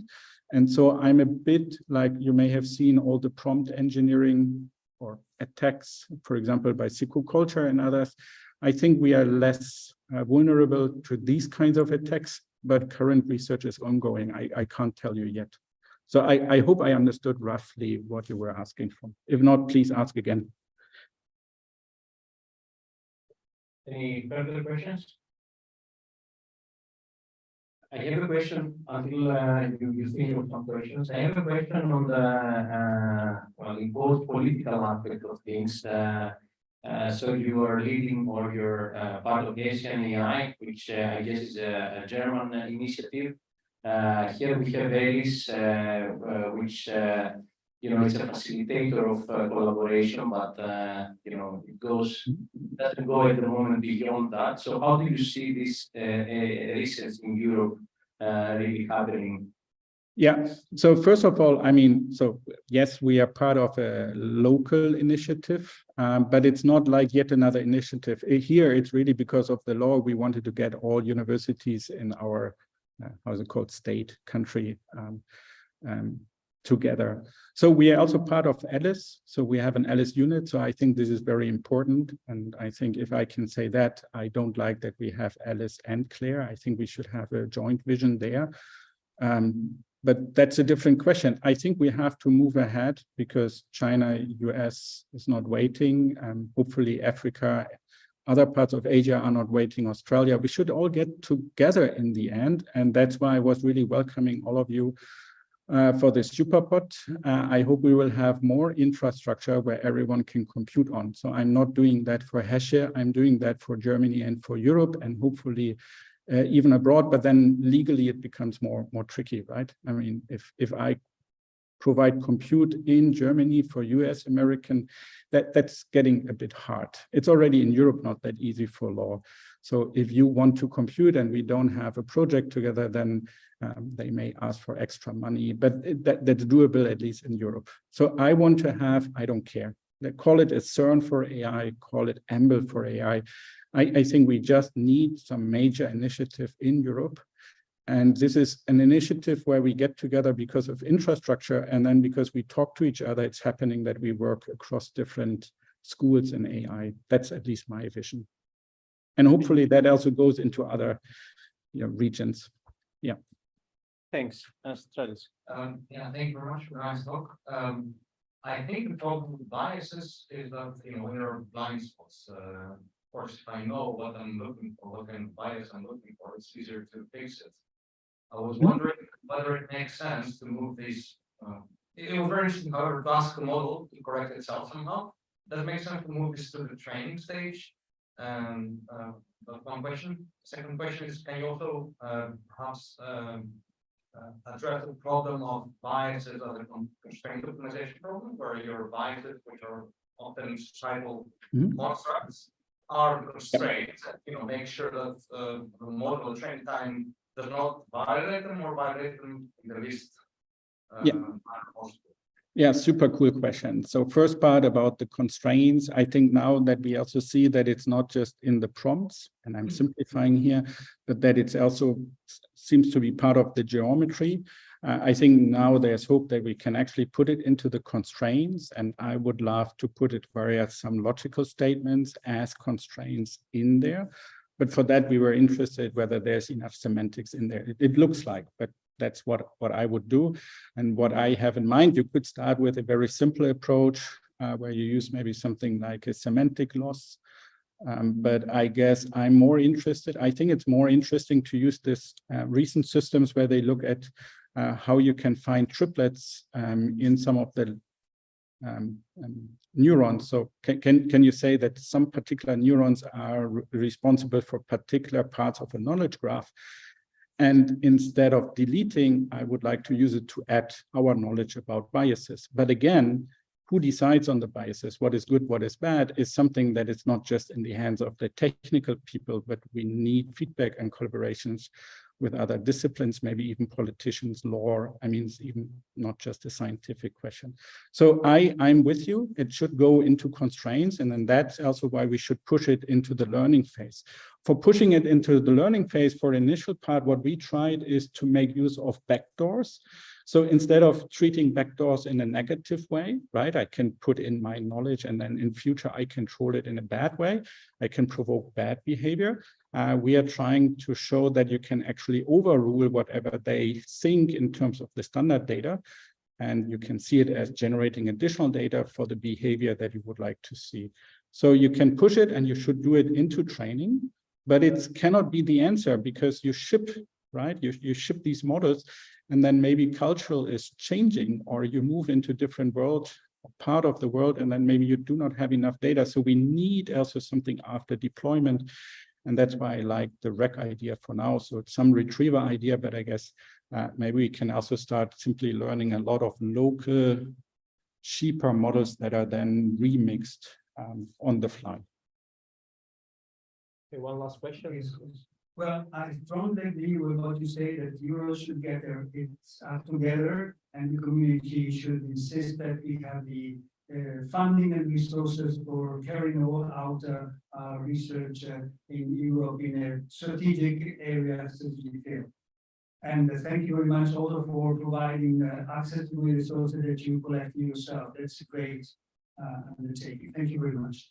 On the technical side, you mentioned two things that would help to make trust in the AI systems. One is explainable AI, which is provide an explanation for decisions, and the other is putting the constraints in or guides in the generation of the solution to the model. I think that I'm a little bit more skeptical on the first because you could get the wrong answer and a good explanation that won't help very much. But I strongly expect that the second approach would be could be very successful. Just to comment on you on these two alternatives. Hey, can you repeat the last two sentences? So you said essentially the two approaches I mentioned are not enough and there might be an alternative, a third one. No, there are two different ways to achieve the trust in AI. Sure. And I just gave you my position, which is the one that guides the system by putting constraints is the best one. So okay. Your opinion on the two. Yeah. So, but look, the problem with providing rules up front is who decides on the rules, right? And I mean, even the German law, which is known for many, many rules, has to be adapted. Feels like every half a year, right? There are new rules. Although we now have a rule to not add as many rules, so it's a kind of meta rule, but it doesn't work. So what I'm saying, I'm with you. And I think for now, I don't know what is really in the end the more practical solution, because there's another issue in here, which I think we haven't really started as a community to think about. So imagine that the system knows that killing people is not good, but as we experience currently, people still, for whatever reason, want to kill people. So how do you overrule us as a as a society? Whoa, and do we want that? And so there are all these big questions where I feel lost and I need the help of other disciplines. That's all I want to say, but I'm with you. But then who designs these rules? So this is the nice part about data-driven, because so maybe as a first step, which is hard enough, can we extract the codex? Can we extract the rules in a meaningful way? I mean, there are millions of rules, infinitely many rules in there. So that sounds something where Dan Roth, you could help us, I guess, to extract rules from these models to understand what are their beliefs. Is that possible? Is it an interactive process? I don't know. So you see, I'm not giving you an answer. I'm diverging around it and see. All right, thank you very much. Let's thank the speaker again. So it's time for coffee. We have 4 more talks to follow the coffee, and so let's get some energy back in the room, and I'll see you in 20 minutes. Thank you.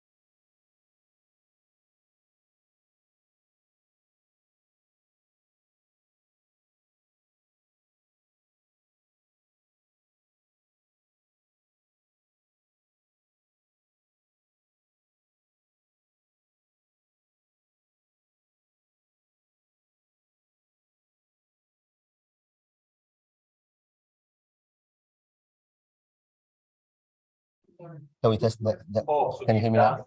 Okay, this is good. Yeah, I can hear myself here. Okay. So can you hear this? Because However, that will we shouldn't show have this. Yeah. Yeah, good. So now I will mute.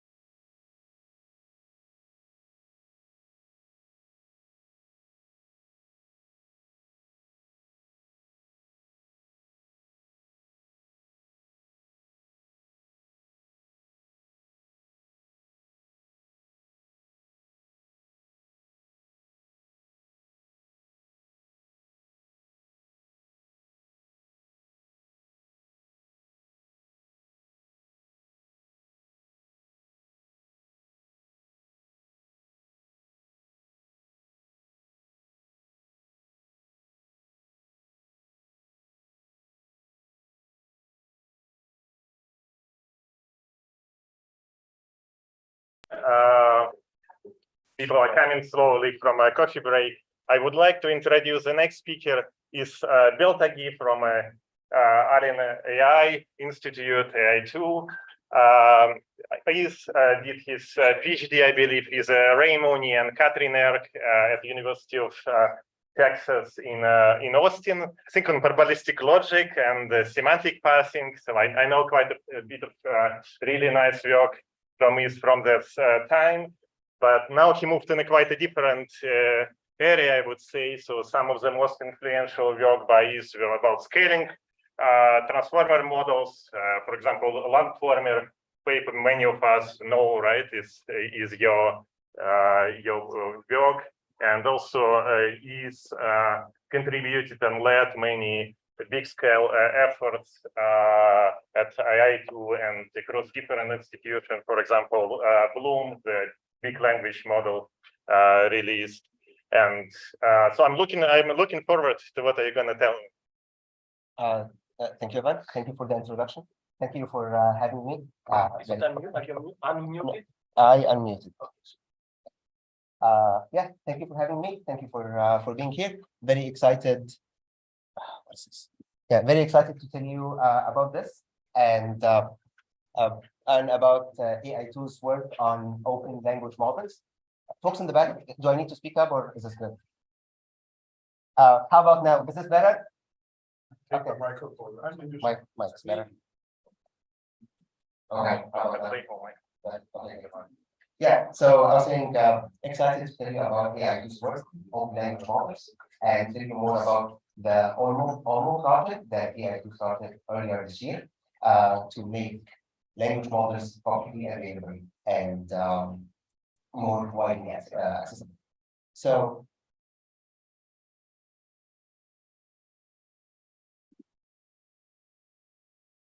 okay, so let me start with this.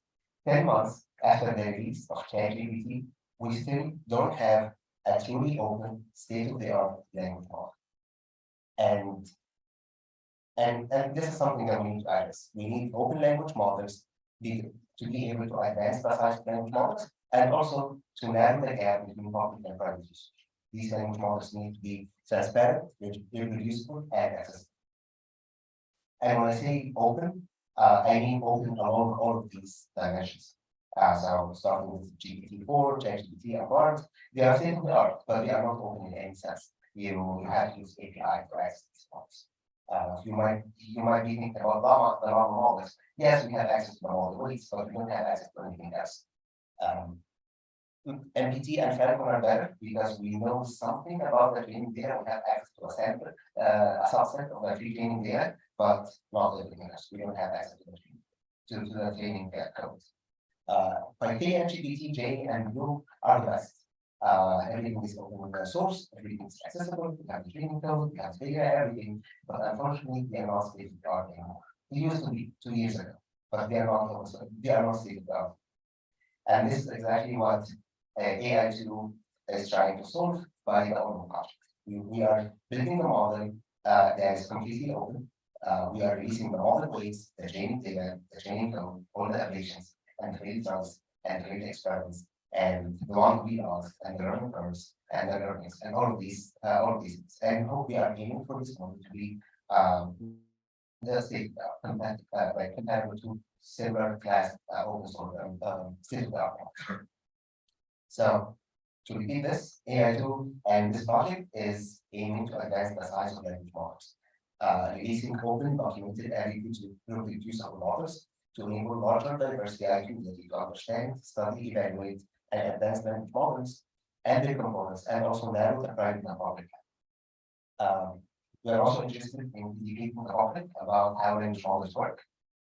We chatted about this a few hours earlier, and AI2 is interested in promoting the AIDA literacy through transparency and public demos. So we make the public demos with focus on AI literacy more than impressing the users of these demos.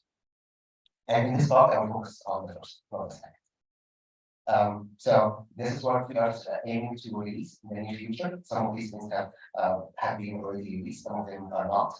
But at high level, this is everything related to pre-training and building language models from the training data all the way to the application, and also the legal and licensing aspect related to language models.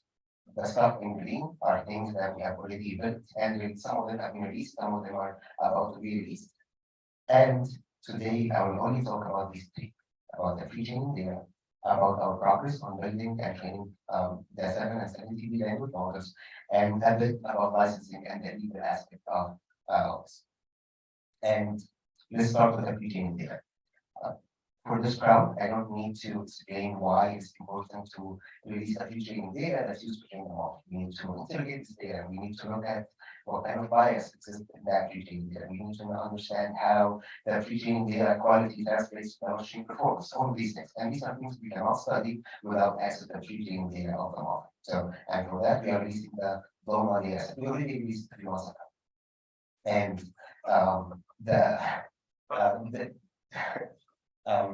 data to feed almost every site. The data is currently on the Hugging Face repo. You can easily download it. It's 3 trillion tokens. The data is high quality and large scale. The other thing that is more exciting, that is very exciting here, is the toolkit that we use to build the data set. So this toolkit is also completely available on GitHub. You can use it. And like the science of building data sets for pre-training is significantly understudied. So resources like this, especially the toolkit, can enable more people to explore how to build data sets differently, how to do decontamination, how to do deduplication, what kind of data quality filters are important. All of these things can now be studied. Just a background how the pre-processing pipeline looks like. It usually starts with language filters, followed by deduplication using URLs, followed by quality filters to remove automatically generated text, remove pages that contain like just / or garbage text, followed by content filters to remove some of the toxic content and PII, personally identified information, followed by deduplication, this time based on text, not based on URLs, so that you do not repeat the same content over and over again to the model. And finally, decontamination against the evaluation set, so that when you look at performance of the model, you can claim that this is a true model performance, not that the model cheated and got access to the pre-trained to the test data or the training data or the evaluation set at any time. And data set looks like this. It's English, 3 trillion tokens, mostly web, with enough code, science, and also Wikipedia and multi-books. And if you compare it to the data set that we produce, we train some of the closed models. So look at the number of columns, the number of tokens column. Our data set is much larger, at least compared to the ones that we know of. Some of these models have been decontaminated, some have not. Some of them have been have used quality filters, some of them not. Some of them we don't know the details. But it's easier to compare with open data sets. And again, our data set is much shorter. And we have applied all of these things related to quality filters and duplication, etc. So far I have been focusing on the size of the data. On the quality side, I will only compare it against refined web and red brown. Those are the most recent data sets. They are relatively large and they are relatively high quality. So quantitatively, quality looks like this. And this we are doing downstream evaluation against a bunch of zero-shot data sets, including Venezuela and Rica. X-axis is number of tokens as you chain model further, and y-axis the data set performance. And our data, a model that is trained on DOMA is certainly much better than a model that was trained on Pajama, and is comparable in performance to a model that was trained on refined web. Refined web is the data set that was used to train the hacker model. But our data set is larger, so we hope that as you continue training this model over on a few more trillion tokens, it will be state-of-the-art.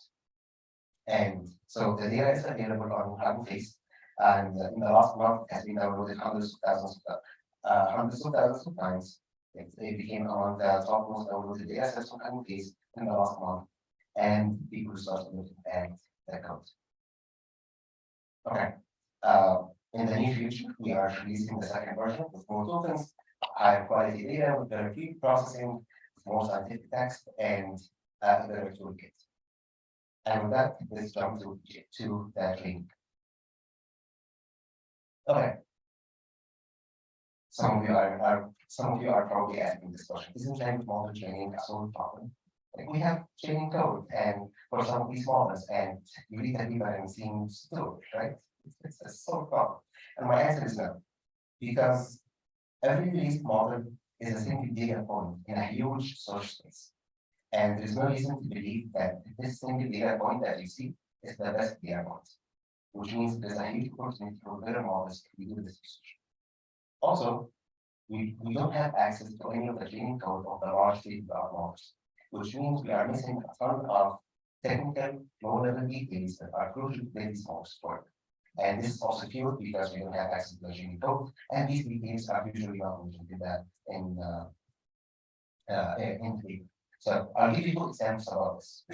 Two examples. One of them is a very low-level technical detail. And any guesses? So you train a model. X-axis is number of tokens, Y-axis is complexity.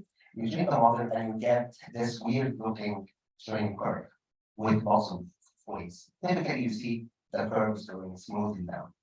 Any guesses why it looks like this? Any quick guesses?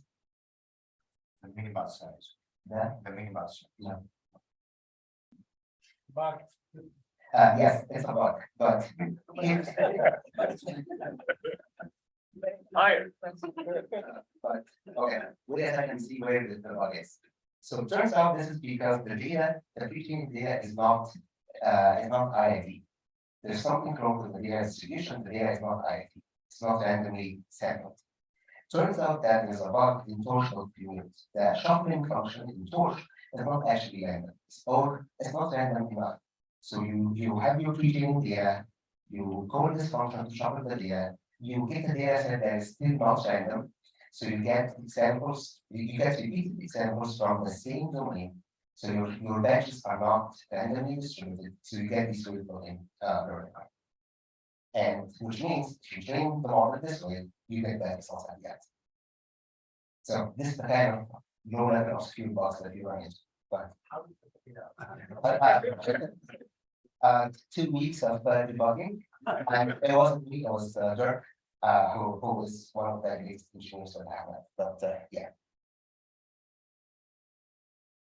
Okay, so this is the kind of low level stuff that you miss if you don't have access to the machine here. Now. But I see it's almost periodic with a decreasing period. Why is that? Like it's becoming less random with time, or? I don't know. Maybe the variation becomes lower and lower because now the loss, the decrease in the loss is lower as you train further.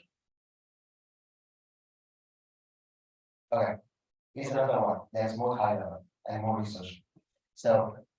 Turns out that when you train these models for hundreds of billions of tokens, sometimes the loss starts to go up. And this is very different from this. I'm sure you have seen this before. Like there are the well-known loss spikes. Like you suddenly see a huge spike, a few hundred steps later, the loss goes down again, and the model continues changing. This was the model performance a bit or a lot, but at least the loss will continue to go down. No, this is different. This is you train for hundreds of billions of tokens, then the loss starts slowly to go up and not reversed.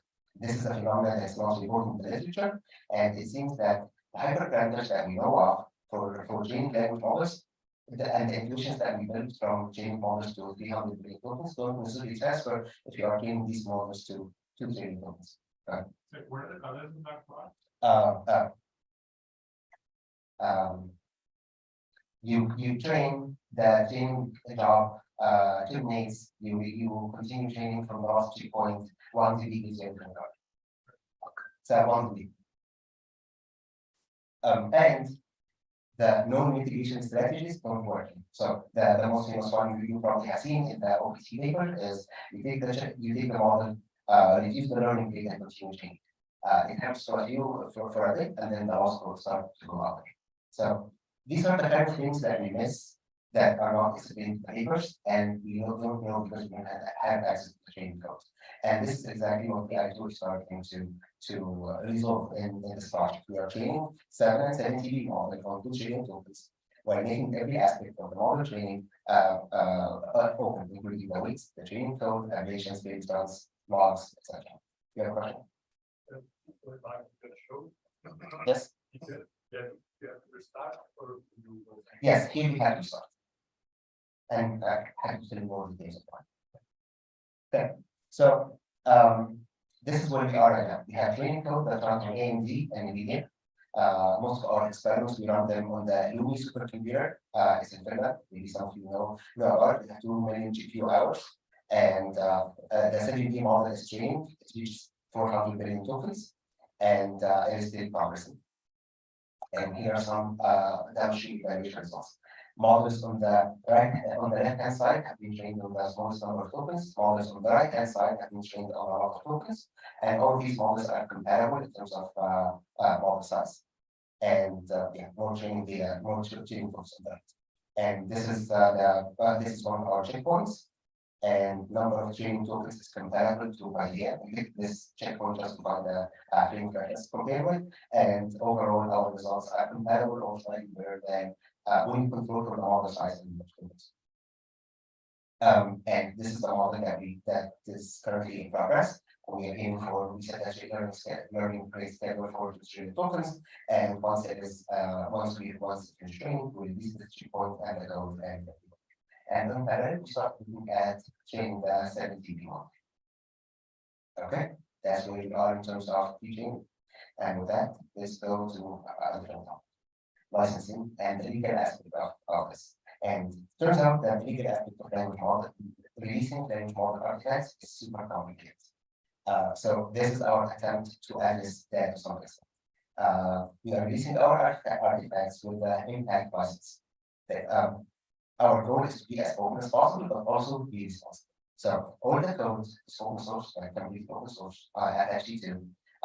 But other artifacts, data, and model weights will be released under the impact license. The impact license, it has 3 levels of risk. It has 3 risk levels: low, medium, and high. And each one of those has different characterization of what you can and you cannot do with the release artifact. So I'll give you an example. We use normal data set under the impact license as medium risk artifact, which means to get access to it, you need to email us with your name and intent request access to it. There's a list of prohibited use cases, so we shouldn't use it to build weapons, for example, or classify people. This person is criminal, this person is not criminal. There are a bunch of use cases like this that are prohibited. If you make a derivative of the data set, you need to notify AI2, and internally you can use it for like commercial or non-commercial. We don't care. We care about the use cases. We care about the use cases, not the financial aspects. Okay, that's briefly about the legal aspect.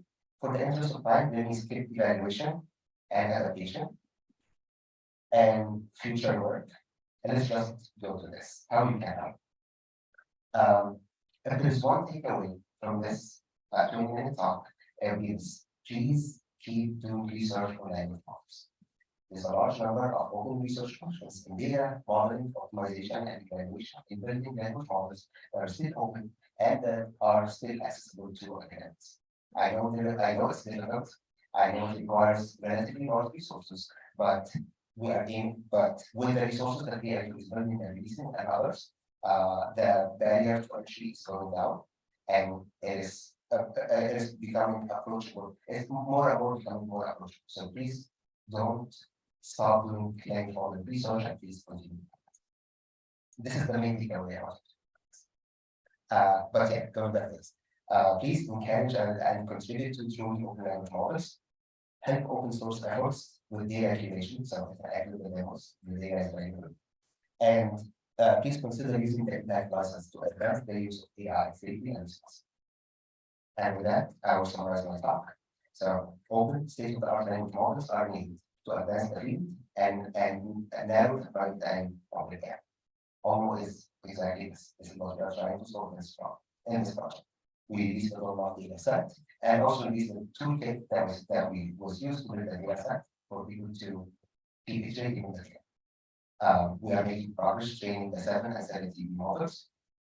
We are releasing tools and resources and artifacts related to evaluation, instruction tuning, and also licensing, and finally, deep research. Thank you all.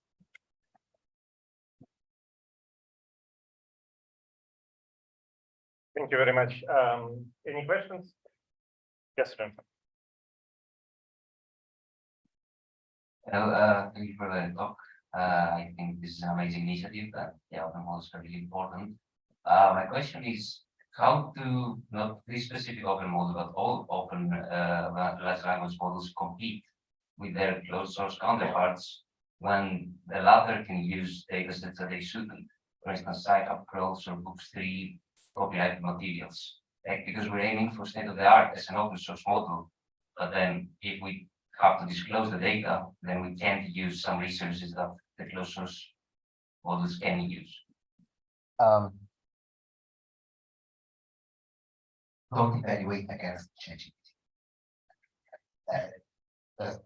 Your baseline or the state of art performance that you are comparing with can be IDEA, can be Llama, can be our models that we are using soon. But you don't have, or maybe I would say you shouldn't evaluate against ChatGPT because the model is changing all the time. You don't know what data set contributed. You don't know if it has been trained on the training. I think there is another question on the back. Do you still have a question? No.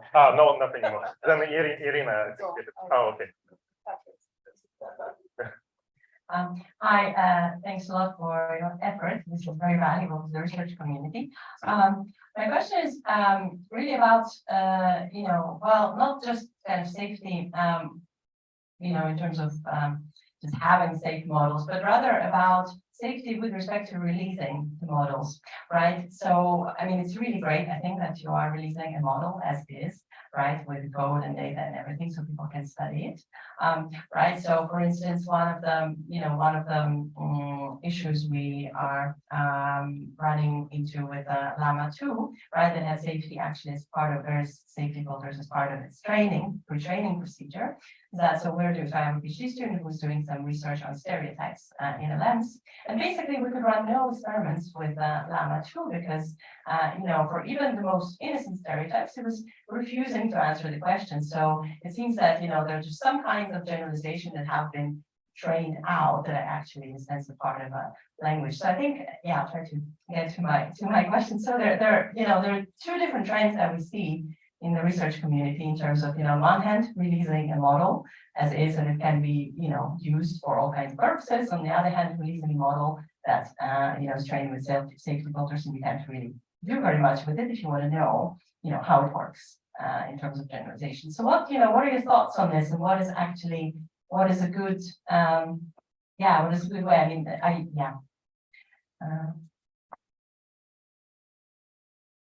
So for Llama specifically, they released both versions. They released the base version that wasn't instruction tuned, and we released the chat version that was instruction tuned and auto checked on checked and also like all the safety filters. So you can use the base version that didn't see any chat data. If you want to disable the filters, you can continue training the model on a few number of examples, specifically examples that are offensive. So you will override this. It is smaller. Even the 7 Llama to 70, we released both versions. The one with but the one without instruction tuning, that doesn't do chat. So the plan here is the same. We are releasing both models. We are releasing the base model without any instruction tuning, and then we are releasing an instruction tuned model with all the refusals and safety features and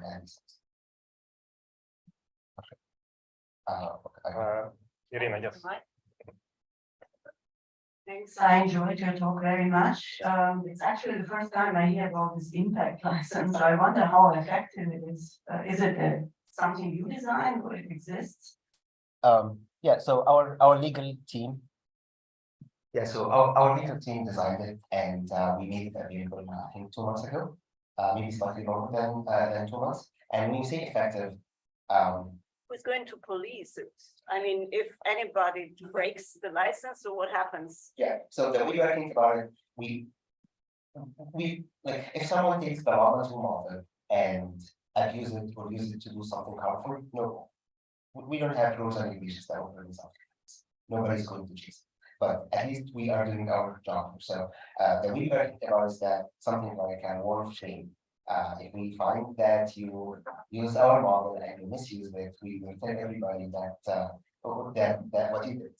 And we hope that the community will keep an eye on something like this and flag it. Just a brief follow-up to what Irina just said. You're also giving exactly the data, your data that you use for training, instead of giving a pointer to something in a pile or in a control. And you're doing because that's a legal thing. If you give a pointer, then you are not the one who gets. You're asking the people to get the data at your own risk. Yeah, but in that sense, you're right now taking the recent flurry of law cases started. AI2 is taking a risk. Yeah. Okay. So this is a good question, and yes, we are using the full training data. Like we make a copy of common code and we filter it and we release it. And yes, we are betting on failures. We are betting on failures, and there are lawsuits right now in the US where people are debating: is this fair use or not? So we are betting. Our position is that yes, this is fair use of the data, and we hope that the judges will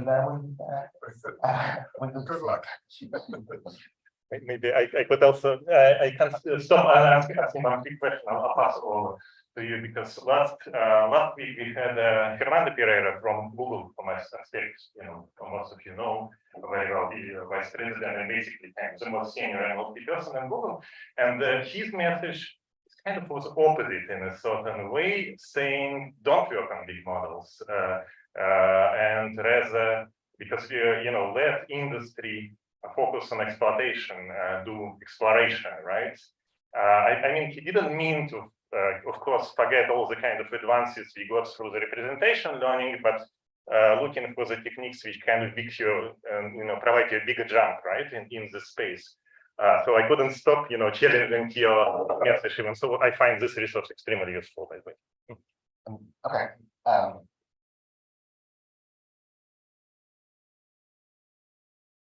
Like researching on the largest language models, like training the 7TB model, is very expensive. So very few organizations would be able to do that. Even for us, it is challenging. It is on the margin of doable / not, but we are attempting it. When I say please continue doing research on language models, you don't have to pre-train 7TB from scratch. You can. I'm happy to check about the technical details, but yes, you can design your experimental cell to do all of the applications on the 1B scale to 150 billion tokens and do the math, how many applications you want, how many GPUs you need to run these applications, and do your applications in that way, and hope that your conclusions are going to transfer to the larger sizes. And there's another line of research that we hope to explore next year around which of these conclusions to translate to the larger scale and which of these conclusions to not. So that's one dimension. The other dimension is that some of these things, like some of the findings are easier to transfer than others. For example, data set quality findings. My intuition is that data set quality findings on the smaller scale are going to transfer to the larger scale. Maybe how you deal with long sequence. Your findings on a small model around how you deal with the long sequence don't necessarily transfer to the larger scale. I'm giving an example, but yeah. So part of the question is for our community to build intuitions about what does transfer and what doesn't, and continue researching the ones where the conclusions transfer, or figure out how to make these conclusions transfer. So yeah, you don't research the 70, but you can do a lot with the 1D. Right. Yeah, I think that was a little provocative question after the start, so sorry about this. I think there was your question from the back. And maybe you have to take your question offline. Thank you. This is very fast. You mentioned 2 million hours in the beginning. Yes. Is it enough, the 70 million?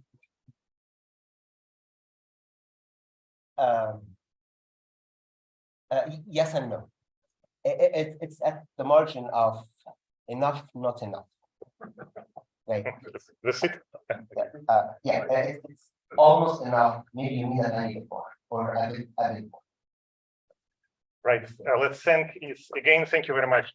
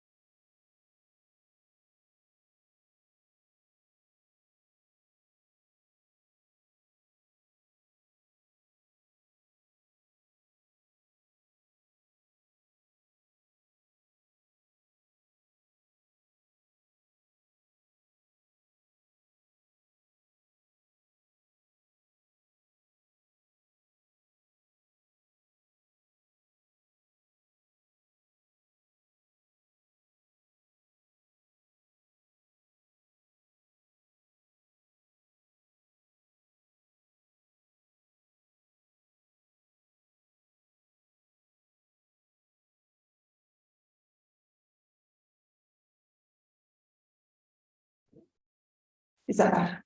I think so. And I want to do a little detour here into this question we were exploring earlier around what do the public think about AI and what do the public know about AI. In 2016, we were running the UK's first public dialogue on machine learning. This was essentially focus groups up and down the UK, asking members of the public about their hopes and fears for the future of this technology. We had a whole range of case studies on the table, some of them pretty simple, recommender systems in online shopping, things people interacted with every day. Some more controversial, we were talking about predictive policing and how people felt about their data being used for that type of application. Across all of these application areas, the one that consistently provoked the strongest response, it wasn't predictive policing, it wasn't health, it was art. It was creativity. It was the idea of using AI to replicate what people were doing in creative pursuits. And overwhelmingly, the response was, why? Why would you do this? What is the value of this? Who benefits from this type of application? Yes, it might be fun, but if we have this powerful technology, is that really what we want to use it for something that's so human? These axes, by the way, have no quantitative value. This was a qualitative exercise.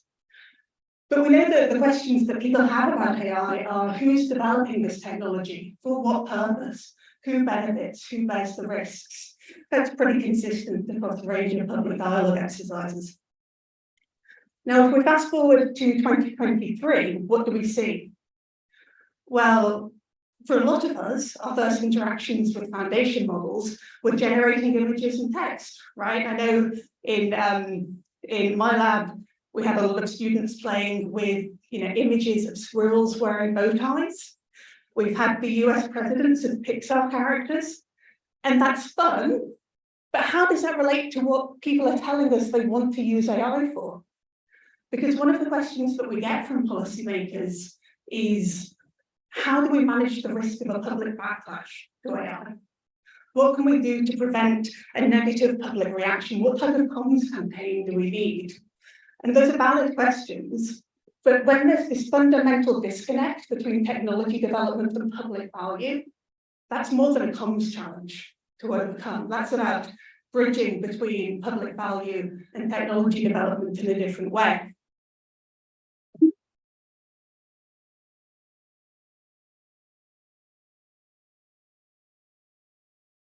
Because we know that in reality, what we're seeing from AI technologies today is that they are causing real world harm for individuals, for communities, and for society. So despite all that work on policy, all that work on ethical principles, a lot of people's experiences of AI are more likely to be negative than positive. And we need to do something about that. Now, my argument would be policy should be the bridge between technology and public benefit. And as I said, there's been an awful lot of policy over the last 5 to 10 years. There's been sector level responses. So we've seen regulations on data protection. We've seen interventions from organizations like the Competition and Market Authority. We've seen guidance on consumer protection. We've seen a lot of national policy developments. So most countries, I think, have AI strategies that are talking about how they can support their AI sectors to develop trustworthy technologies. We've seen an awful lot of international collaboration. I think AI has been on the agenda of the G7 every year since 2018. The G20 has its set of ethics principles. We've just had the Hiroshima process on AI safety. The UK has its own International AI Safety Summit coming up in November. And yet, despite all of this, one recent review that looked at how today's foundation models might comply or not comply with current regulations within the EU concluded that compliance and evaluation is likely to be very poor. And moreover, this is a continuing trend of weakening transparency in large AI models. So again, we've got this implementation gap between policy and practice. So where does that leave the conversation about AI policy today? Well, there's at least 3 questions that were regularly asked by policymakers. One is about the policy infrastructure that we need to lead and manage the deployment of safe and trustworthy AI technologies. The second is around national capability. So a lot of countries are asking, what do we need to be an international leader in foundation models in generative AI in the medium term? And then there's this question of, well, what governance capacity do we need to deal with a technology like AI that is moving at pace, that is integral across sectors, and that's intertwined with a variety of social and economic concerns? Now, earlier this year, the AI Council, which is a UK government advisory body, or was recently disbanded, took a go at answering some of these questions. And this is what we came up with. So firstly, there is a collection of foundational policy domains where we still need action to ensure that we have an environment that allows the trustworthy development of AI technologies and its deployment across sectors. That means dealing with issues like access to data and how we manage the collection of data rights associated with the development of AI, privacy, copyright, IP, and so on. Recognizing that a lot of these are in tension as we see the development of larger AI systems that are using data in different ways. We need support for research and innovation. We need long-term efforts to build education and skills across all those levels we talked about earlier, from kind of wide education initiatives so everybody has some basic AI skills, right up to kind of the ability to develop and deploy those frontier models. We need support for businesses to be able to make use of AI. We need regulations to ensure basic levels of safety and effectiveness. And we need to think about the range of national security implications of these systems. Now, when it comes to national capability, we kind of take a step back from those details. What comes through are 5 core functions that most countries are looking for. We want to be able to scrutinize what's going on with these frontier models. We want to be able to steward their development. That means responsible research and innovation and building regulatory capacity. We want to be able to grow the sector and use them. That maps onto all of that work on support for business and regulation. We want to be able to innovate openly whilst keeping that element of safety, and we need to be able to collaborate internationally. And that links into a whole conversation there is in the UK about how to achieve strategic advantage through science and technology. But stepping back from these details, as I say, there's a long history of making predictions about what AI will do next. Most of them turn out to be wrong. And the field has been burned by that in the past, right? So in this environment where uncertainty is a feature, not a bug, where we know that predictions are wrong, what can policymakers do? Because the number one question I get asked is what's going to happen next? Well, what we can do is we can work on the interfaces between research and policy. That means having the ability to detect signals from the field and the ability to respond to those signals in feedback loops. Because if we look at 2019, 2020, the machine learning community was talking about the risks of large language models, right?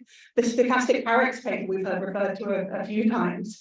Senior people in the field were putting their hands up and saying, this technology is going to be causing harms. And over the last couple of years, we've seen almost all the harms in that paper manifest in practice. So what could we have done as a policy community to better identify that type of signal coming from research? The second point on feedback loops, last year, maybe this time last year, the various government advisory bodies in the UK started talking about the need to do something on foundation models. But it takes a while for the policy ecosystem to respond to that, right? So how do we have something that's more agile in terms of responding to that feedback from the research community?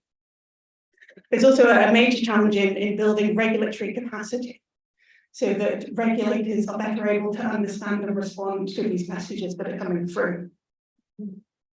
So, and that's all that's a long-term governance capability project, but it starts with interest from policymakers in engaging with the research community, and the willingness of the research community to help engage with those policy conversations. So I'll maybe just pause there and move to questions, concluding with just, there is a huge demand from the policy community to engage with AI researchers, and lots of opportunities for people with an interest in policy to pick up that engagement. So please do get involved in this conversation, because input from people at the frontier of this technology really matters. We're at a critical moment of steerage here.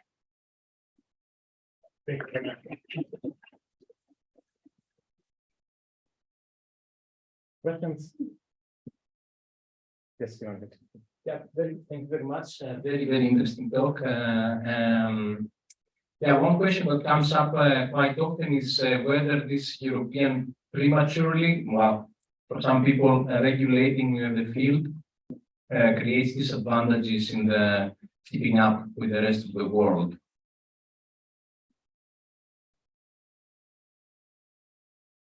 Yes, and well, funnily enough, from the UK context, it's, well, maybe in the UK we can take a different approach to what Europe is doing.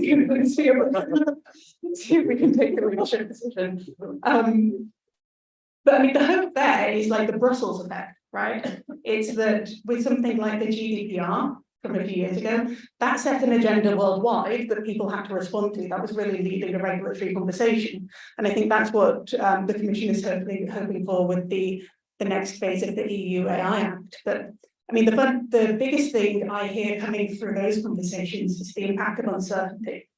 That people want to know what's coming down the line in terms of regulation. But we can cope with a range of different regulatory scenarios, but not knowing what those are is what becomes particularly difficult to cope with.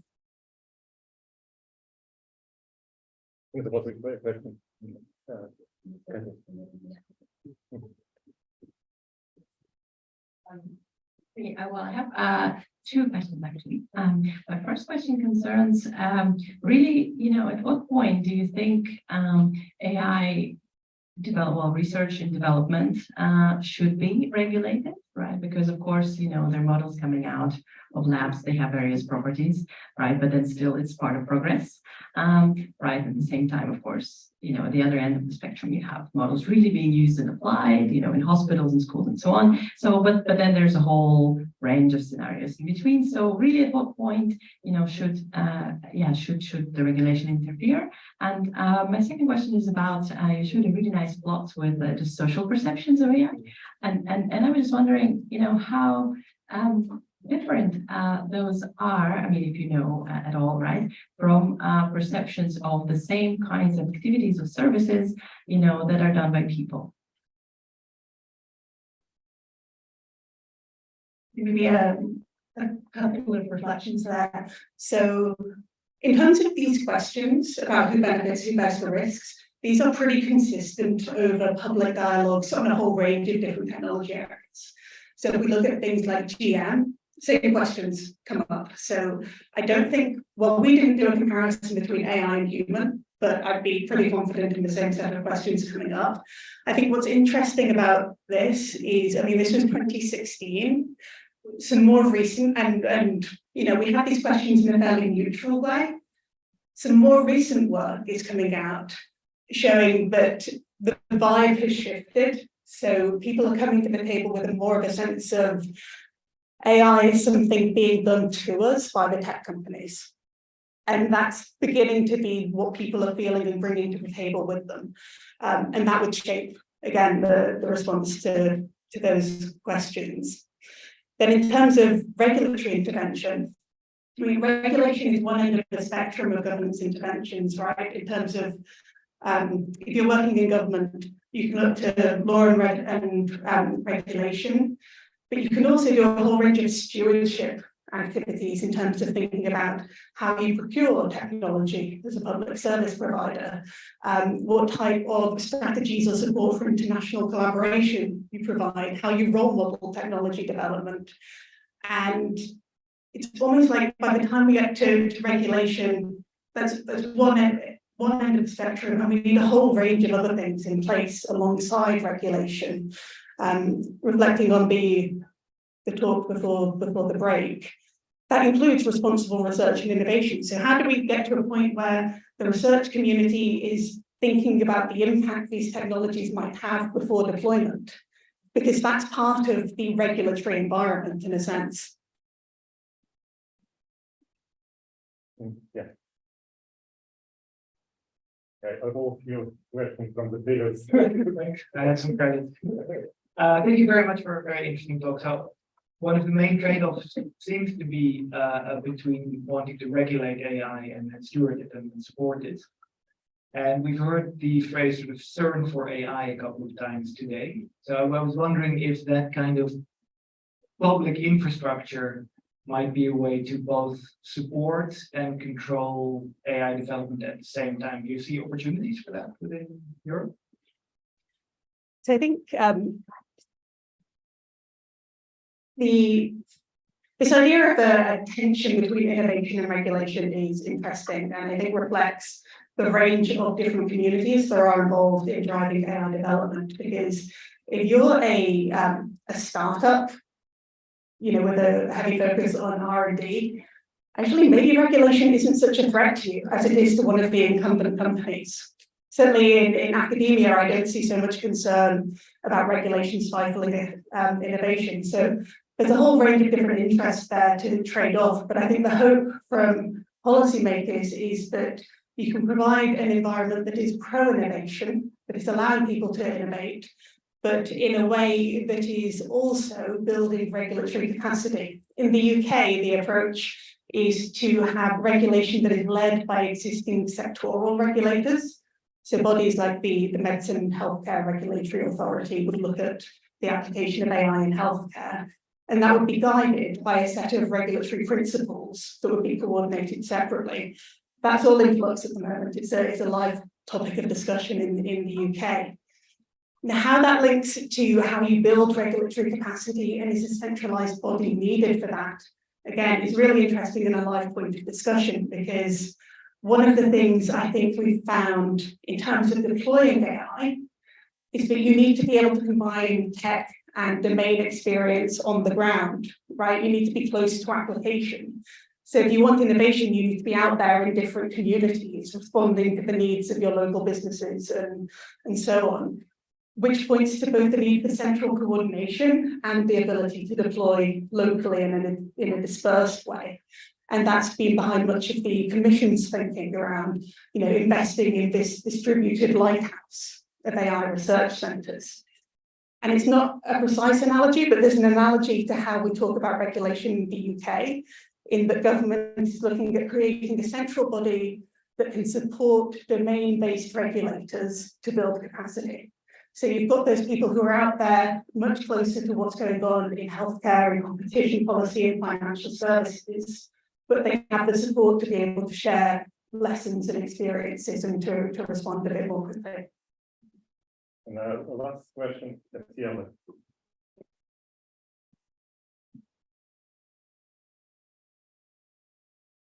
Thanks.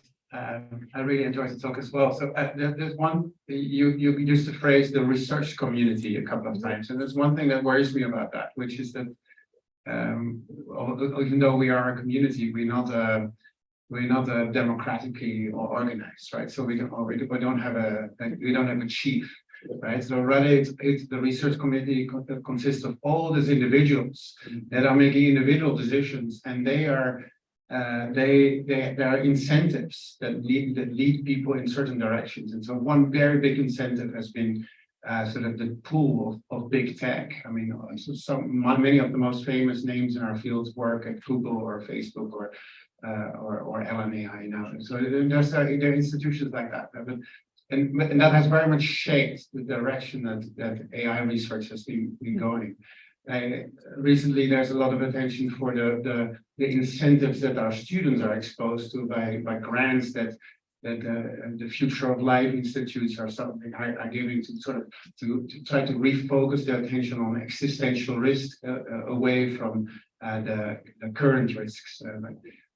So my question is, can you comment a little bit on like how can we change the incentive structure for researchers and students says that your policy aims are reached. Is there any attention for that, or do we keep being treated by policymakers as if we are an intelligent multi-person body that makes collective decisions rather than obviously individual decisions? Yeah, I love this question, partly because I feel like it's playing out in real time in UK policy at the moment as we lead up to this International AI Safety Summit, where you see that all of a sudden, who has the ear of the UK government? Well, it's a collection of tech companies working on frontier AI with a particular conceptualization of what safety means and what AI research looks like and what appropriate policy responses are based off that research. I mean, and that's been a feature of the landscape for the last 5 years that, we've conversations about, well, you're really talking about stats and the stats community, this is really data science, and you should talk to the data science community, what's ML, what's AI. And I don't think anybody in policy thinks that academia has a single voice. But I know that when I used to work in the UK Parliament, who am I looking for as somebody often coming as a layperson to a new policy area? Well, I end up looking for entry points to understand what the wider community thinks.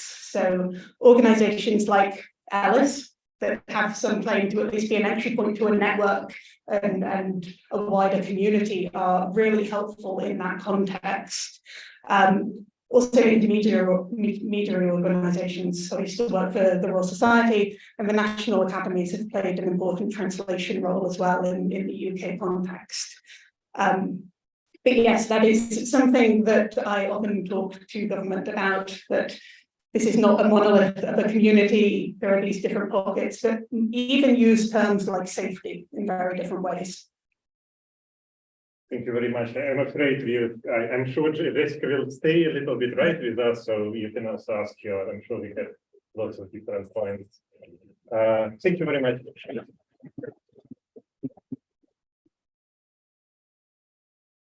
All right, so I suggest we take a small break, 10-minute breaks. Let's get some water and let's not make it a full 20 minutes.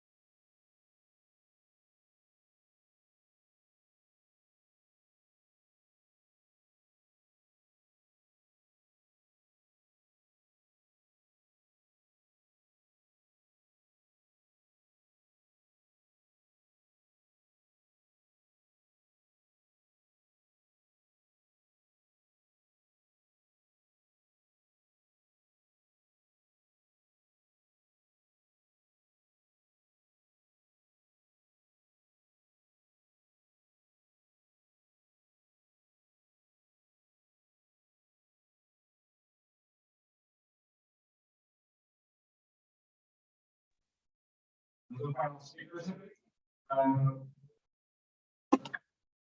are very analyzing stars. First of them. So I will start with Andrew. Please with that here, working with retrieval and another language modes. Thanks.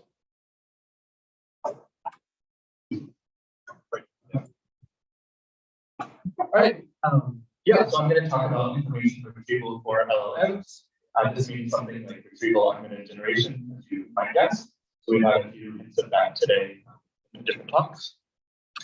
So we see that LLMs, of course, perform many tasks well. Sometimes we can tell when they won't perform well, sometimes it's hard to tell, but for many tasks they do quite well. However, there's one category of tasks where we know that it's simply always going to be difficult, which is where the LLMs don't have the right supporting information to perform the task.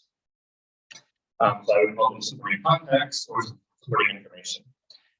So for example, thinking of different information seeking tasks, if I asked about an event, say last week or last month, well, unless the model was recently trained, it's probably very hard for the model to answer this question. This could be solved, perhaps by updating the model, by a array of strategies, but currently this is very hard to deal with. Thinking about other scenarios that will fundamentally be difficult, we can think about private information. So I have access to my email. OpenAI, as of today, as far as I know, doesn't have access to my email. I probably won't give them access in the future. And so the model is never going to be trained on private workers like this. So we need some sort of interface to provide new information to the model, provide some sort of supporting context. And you can imagine the same thing with highly specialized information.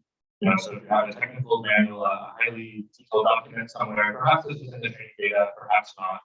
At some point, it probably becomes difficult to include highly specialized technical information for everything in the model. Maybe this can be done, whether or not it's desirable, I don't know. It's probably depends on efficiency, scaling, and so on. So you can see that regardless of how well LLMs do, some kind of retrieval augmented generation is necessary to perform some tasks.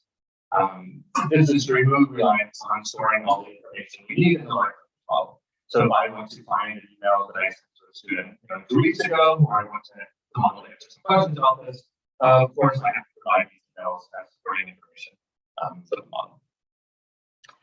So this is essentially retrieval augmented generation. This slide is showing you an LLM answering a question without retrieval augmented generation. And depending on when that LLM is trained, we're of course going to get a different answer. Because the LLM has seen something in its training data. This particular example was trained quite a while back, and so something like George Washington, clearly incorrect. Now we can instead augment the operation of this model in some way. So imagine we have some sort of retriever, this is where the name retrieval augmented generation comes from. And this retriever is going to search the document collection for us, gather some information, some evidence that can be used to answer this question. Perhaps it's added to the prompt in one way or another. And then we can output the correct answer based on this supporting information. You can imagine the same thing for email search for other types of specialized information. So is the problem now solved? Well, no, there are several difficulties here. So for example, we can ask in chat, which is GPT-4 with some sort of retrieval augmentation, what time does the Apple ELLIS Foundation model workshop start? I asked this question, you see we have a query here. So this is behind the scenes, this query is being issued against Bing or some sort of index. Behind the scenes, some information is being included in the input to the model in some way. And then we get an answer back. It's totally wrong, talking about different workshops at Europe's and ICM. Two interesting things going on here. One is that whatever retrieval model handled this query is not handling it optimally. It just didn't find the right sources, and so the model answer is incorrect. So one thing I work on information retrieval or neural information retrieval is how to make these models more powerful and efficient ways so we can run them quickly behind the scenes in order to find supporting documents like this. Another interesting thing going on is the query that was generated. The LLM had the freedom to generate this query in different ways, and this is something I think we can think about in conjunction with our retrieval models, how they can work together. Now, this was on Bing, so I thought maybe the problem is I'm not using Google. I just need to rephrase the name of the workshop so that it matches exactly, the results will be better. So I can ask what time does the ELLIS, AI4media, AIDA, et cetera, Symposium start. Well, now it finds the right results, but unfortunately it doesn't find the page with the actual start time. This is some retrieval problem. Just to get some closure, I went a little bit long, so I gave it the right URL, and it started talking about a flash memory cell. So you see the retrieval augmentation is necessary, but it's not at all sufficient for solving these issues, of course. Now I want to talk about neural information retrieval, which is a type of retrieval that I would argue is really well suited to this large language model setting. So when I say neural information retrieval, I mean we have some sort of deep learning or neural method. That method is going to be used to create good representations of a query text and a document text, such that those representations can then be used for ranking. So just to make this very complete, at the bottom we have a query on query text. We have some documents we want to search through. Could be your email, could be Wikipedia, could be some other specialized collection. We have some sort of ranking method. This is the learned deep learning method. And then at the end, we can some ranked list of documents, and we can measure, of course, the quality of that ranked list. Here, we have 2 out of 3 are correct, so our measure is 166. There are 2 possible ways to, well, there are 2 ways options to use neural information retrieval for this. The straightforward way is after we rank it. So we can give an LLM like GPT-4 or any LLM a query, we can give it a document, and we can ask how relevant the document is to that query. So this works pretty well empirically. But this will always be inefficient in the sense that we're giving pairs of inputs to the model. So we can't create a representation offline. We can only ask it, here's a document pair, here's another pair, here's another pair. Which one is the best? So we need something what I would call first stage retrieval, which is looking at a much larger document collection and determining within that large number of documents what could be relevant. And once we've done that, perhaps we have a reranking stage after that GPT-4, look at 10 different answers to figure out what's but we need these efficient first stage retrieval methods so we can identify the set of documents we'd like to look into further. So I'm going to talk about briefly in the 8 or so minutes, 9 or so minutes remaining, a type of retrieval method to do this efficiently. But I'd just like to point out that there are several places in the stack we can do this. So we could think about treating LLMs as a black box and have them generate queries and feed it directly into a retrieval model. We could think about having them generate some sort of structured output, some sort of weighting information. You'll see why I say that shortly. Or we could think about maybe we have access to hidden states or contextualized embeddings, whatever you want to call it, some vector representation, and we could fit this into the retrieval process. What I'm going to talk about today is looking at only text. So this is called learned sparse retrieval. The sparse refers to the fact that we're going to use vectors with mostly 0 elements. So we'll have a lexically grounded vector. So every dimension in this vector corresponds to some vocabulary term. So for example, we have workshop with a score of 2 in that vector, built-in 0, ELLIS, 4, and so on. And it's sparse, and that most entries are 0. And this is only textual. So we have some text that will treat this as a pack of words, and then we have a weight for each of those words. We can create this with some sort of transformer encoder. I'll talk briefly on the next few slides about different options for doing this and ongoing work to think about how we can use stronger LLMs to create these sorts of representations. But we have some sort of encoder. It doesn't matter how we get the encoder at this stage. So we can do that. We input the query, it goes through some encoder, and then we get out this sparse vector that tells us the small set of terms that we care about for this query. We can do the same thing for the document. It's analogous. We get a sparse vector out at the end, and these weights can be stored in a data structure like an inverted index. This isn't so important for the purpose of today's talk, but this is a data structure that is good at quickly processing these sparse vectors to find matches with data, as opposed to like a vector database or approximate neighbor index, which is of course optimized for more compact entangled vectors. To give you a sense, these are typically tens of thousands of dimensions, a fairly large vocabulary. If you think about a compact entangled dense vector, this is 1,000 dimensions. And then once we have these representations, the score is simply the dot product. So for every term that's not 0 in both, we multiply their weights and sum them together. This is, to my view, surprisingly simple, and to my view, it works surprisingly well. So I'll talk a bit about how that encoder works. I'll briefly show you some results, and then I'll wrap up. So we can think about different kinds of ingredients that would go into a method like this. We need some sort of encoder that takes the text as input and creates the sparse vector. We need some way to ensure or to encourage the vector to be as sparse as possible. This is mainly for efficiency reasons. I won't talk much about this today. And then we need some supervision. The supervision is basically what you would expect. There's no real surprises here. We have some sort of transformer encoder model. We're working towards doing this with larger encoder models. Hard negatives are important. There's some sort of distillation, there's standard loss, everything is as you would expect at a high level. As I said, the regularizer focuses on efficiency. And then today I'll talk a little bit about sparse encoders, which is how we determine what terms are relevant and what the weight of those terms should be. So in theory, we can add terms to that vector that allocate input text, and we can give them importance weights that will perform better than some other weighting groups, like GEM IDF or something else traditional we've seen. So let's look at a few types of sparse encoders. Something that works surprisingly well if it's only on the query side or only on the document side is the binary encoder. So for every term in the input, it's 1. For every term not in the input, that's a 0. So only the terms that were given in input can contribute to the scoring, and each of those terms have equal weight. Obviously, if we have a binary encoder on the query document side, this does very little. We're just looking at term overlap. However, we can get away with, for example, a binary encoder only on the query side and still have fairly competitive results. I think this is interesting because this means we can use an LLM even as a black box. With the binary encoder, we don't need any way to produce weights. We don't need to fine tune or encourage it to have JSON output with term weights or anything like that. We can just use that. Now, what works a little better is using a MLP. So taking those hidden states from a transformer encoder, the contextualizing lanes, I would call them, as input and determining a term weight for each of these. This performs better, but of course we can't do any sort of expansion because we're simply creating a sort of region in our input. The best way to do this in terms of effectiveness would be something that can do both expansion and weighting. So for example, here I show a massive language modeling that as you are familiar with some of our transformer encoder. Typically, transformer encoders have some sort of MLM head that comes with them.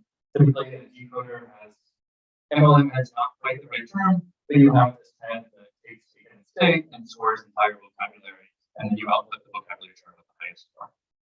So this is ongoing work that we can adapt to this encoder setting. There's various challenges.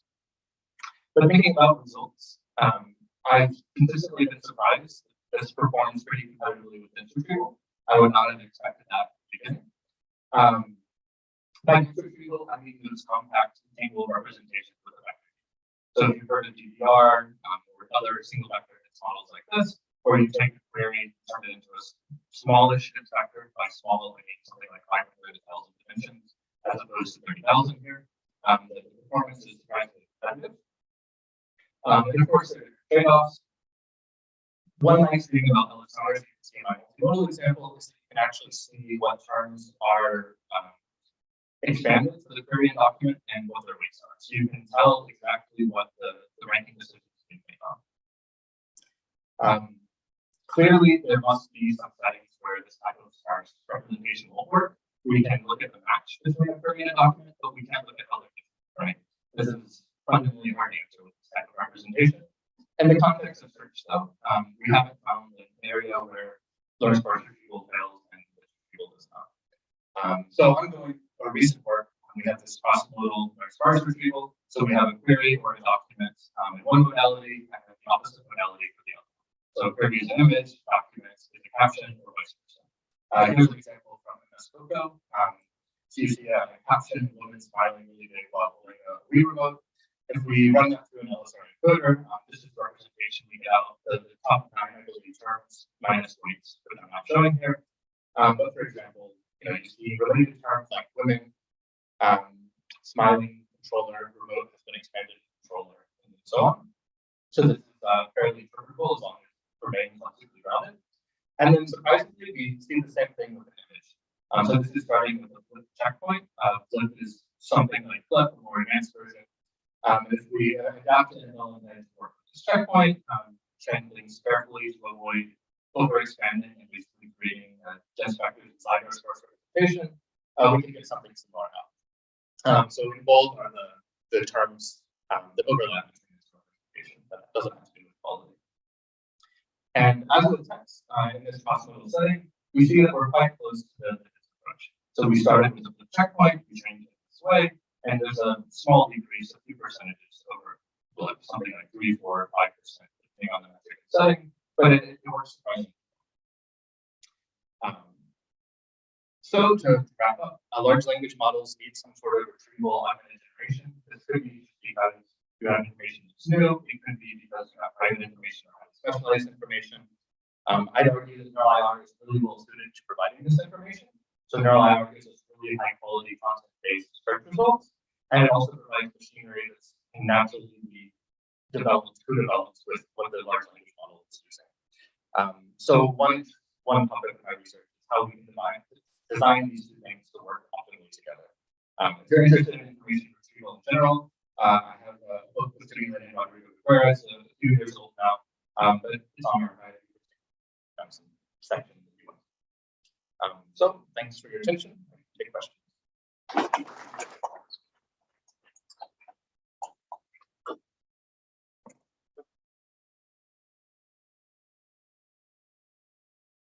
So you said it's comparable with vector database in terms of accuracy, in terms of performance, and vector database are very text. Yeah, here I'm talking about accuracy.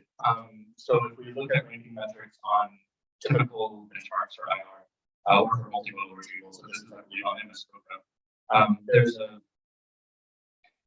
it is not clear that the sort of approaches are substantially better. So usually these, in terms of accuracy metrics, are a few percentage below the equivalent one. In terms of efficiency, I don't have numbers to cite off the top of my head, but they are in the same ballpark. So this inverted index can be optimized. There's, of course, you also can play with, right? So fewer weights per document mean that you can answer very much faster. So this regularization is an element we can get. Question?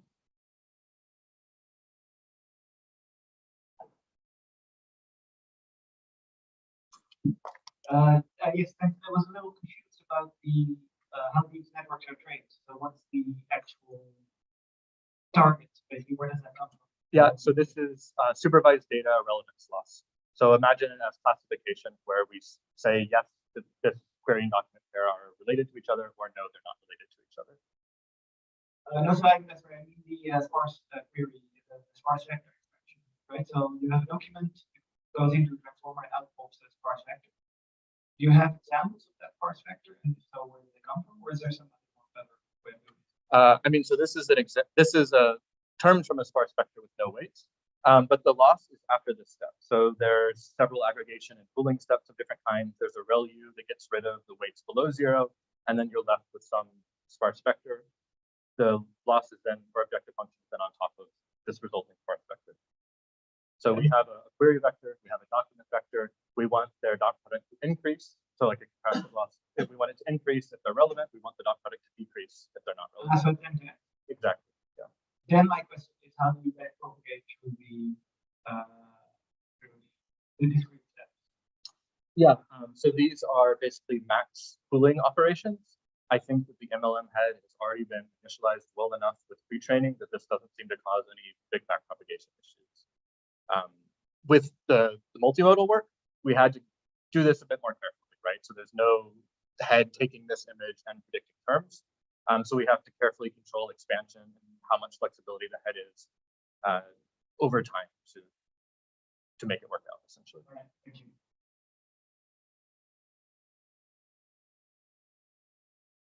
Okay, so then raise your hand.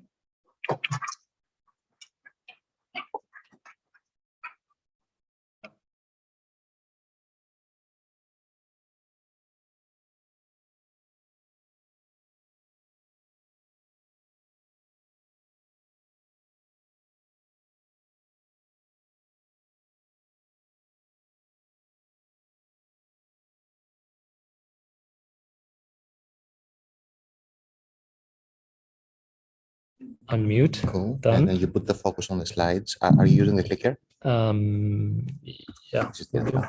Thanks. Yeah. When you put the focus on the slides and the clicker works.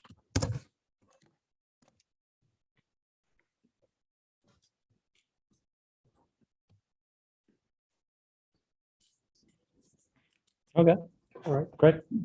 All right, great, thanks. My name is Yuki. Thanks for the introduction. All right, I'm going to be talking about self-supervised learning. I'm coming from computer vision, been doing increasingly NLP, and I'm going to today try to make the case for using video as the main data source and using multimodal learning as we're seeing with CLIP, LIP, you name it, GPT-4V, how that will become only the cherry on top. All right, so learning from videos is huge, can be huge. So if we look at just rough calculations of the amount of data we have in terms of some sort of notion of gigabytes or terabytes, we know that videos, just by all the different media we have, just by all the phones we have, is way, way, way bigger than all of the images we have, right? And furthermore, it contains even more information. You know that things fall down. You don't know that by just looking at images. Not only that, but it also is the fastest growing form of digital media. So this is important.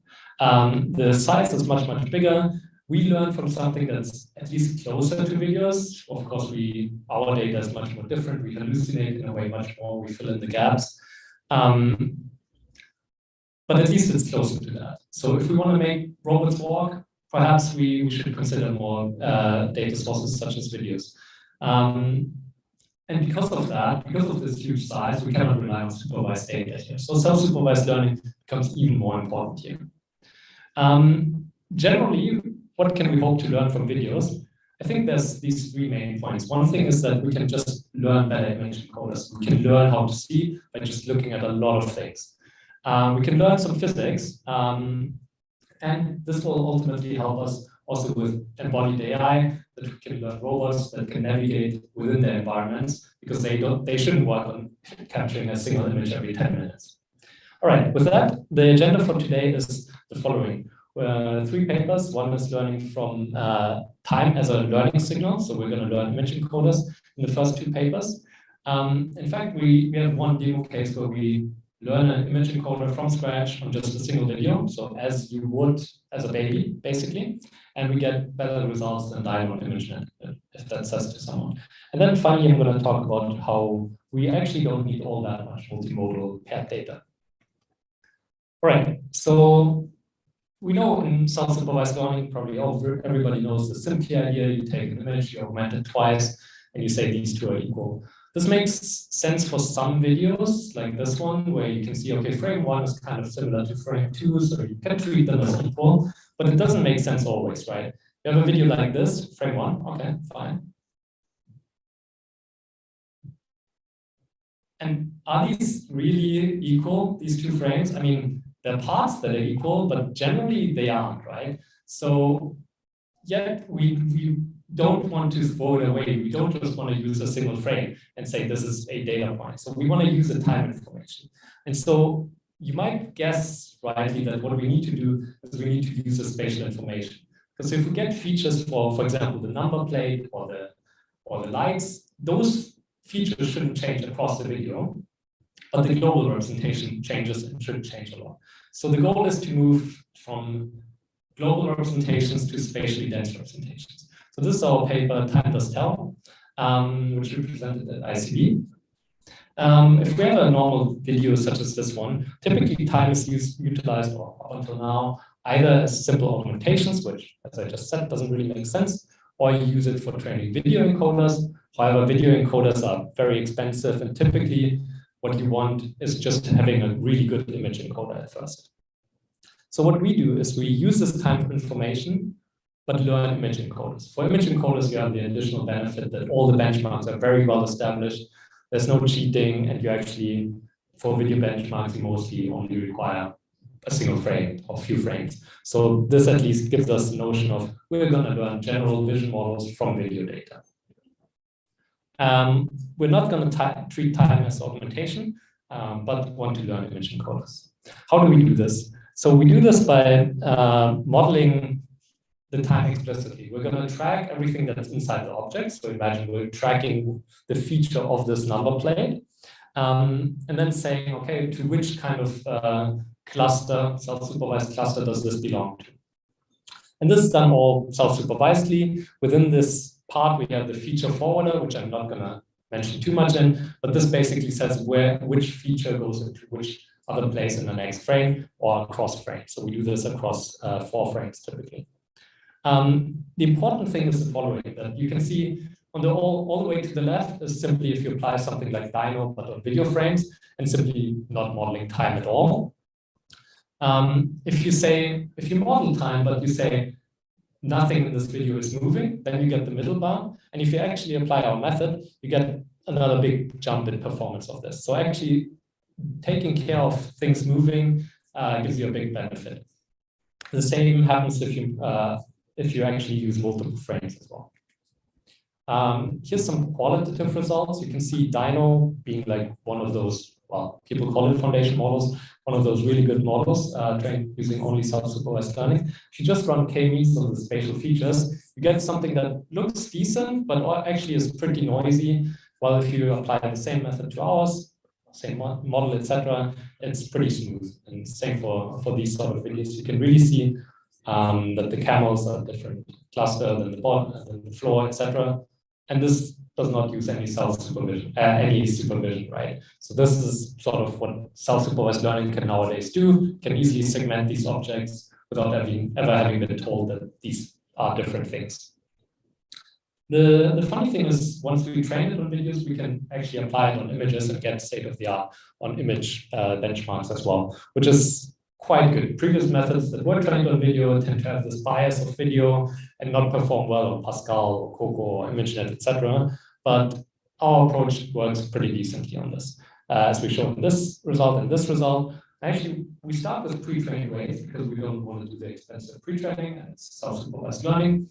But we can actually apply this to all kinds of pre-trained backbones. We can apply it to MSN, iBot, and what we do is we apply it on Dino. Next work takes this to a bit more of an extreme. So in the previous work, I mentioned that we have Dino pre-training and we learn from the temporal dimension of a video. In this work, we want to really explore how powerful is time as a learning signal. So how far can we go? So let's go to the extreme and let's learn from a single video and from scratch. So no pre-trained Dino encoder anymore, randomly initialized weights, just a single video. And this is a paper that we've put on archive, I think last week. Is ImageNet worth one video? Learning strong image encoders from one long unlabeled video. Of course, now the choice of the video matters, right? If you only have one data point. So it should be long, it should be easy to scale because we're still in the regime of self-supervised learning. Eventually, we want to run this on billions. It should be high res and perhaps smooth. We'll come to that point. It should be semantically rich, and therefore, what we chose are walking tours. There's a bunch of walking tours available on the internet, actually with quite nice licenses, so everyone can use them for whatever purposes they want.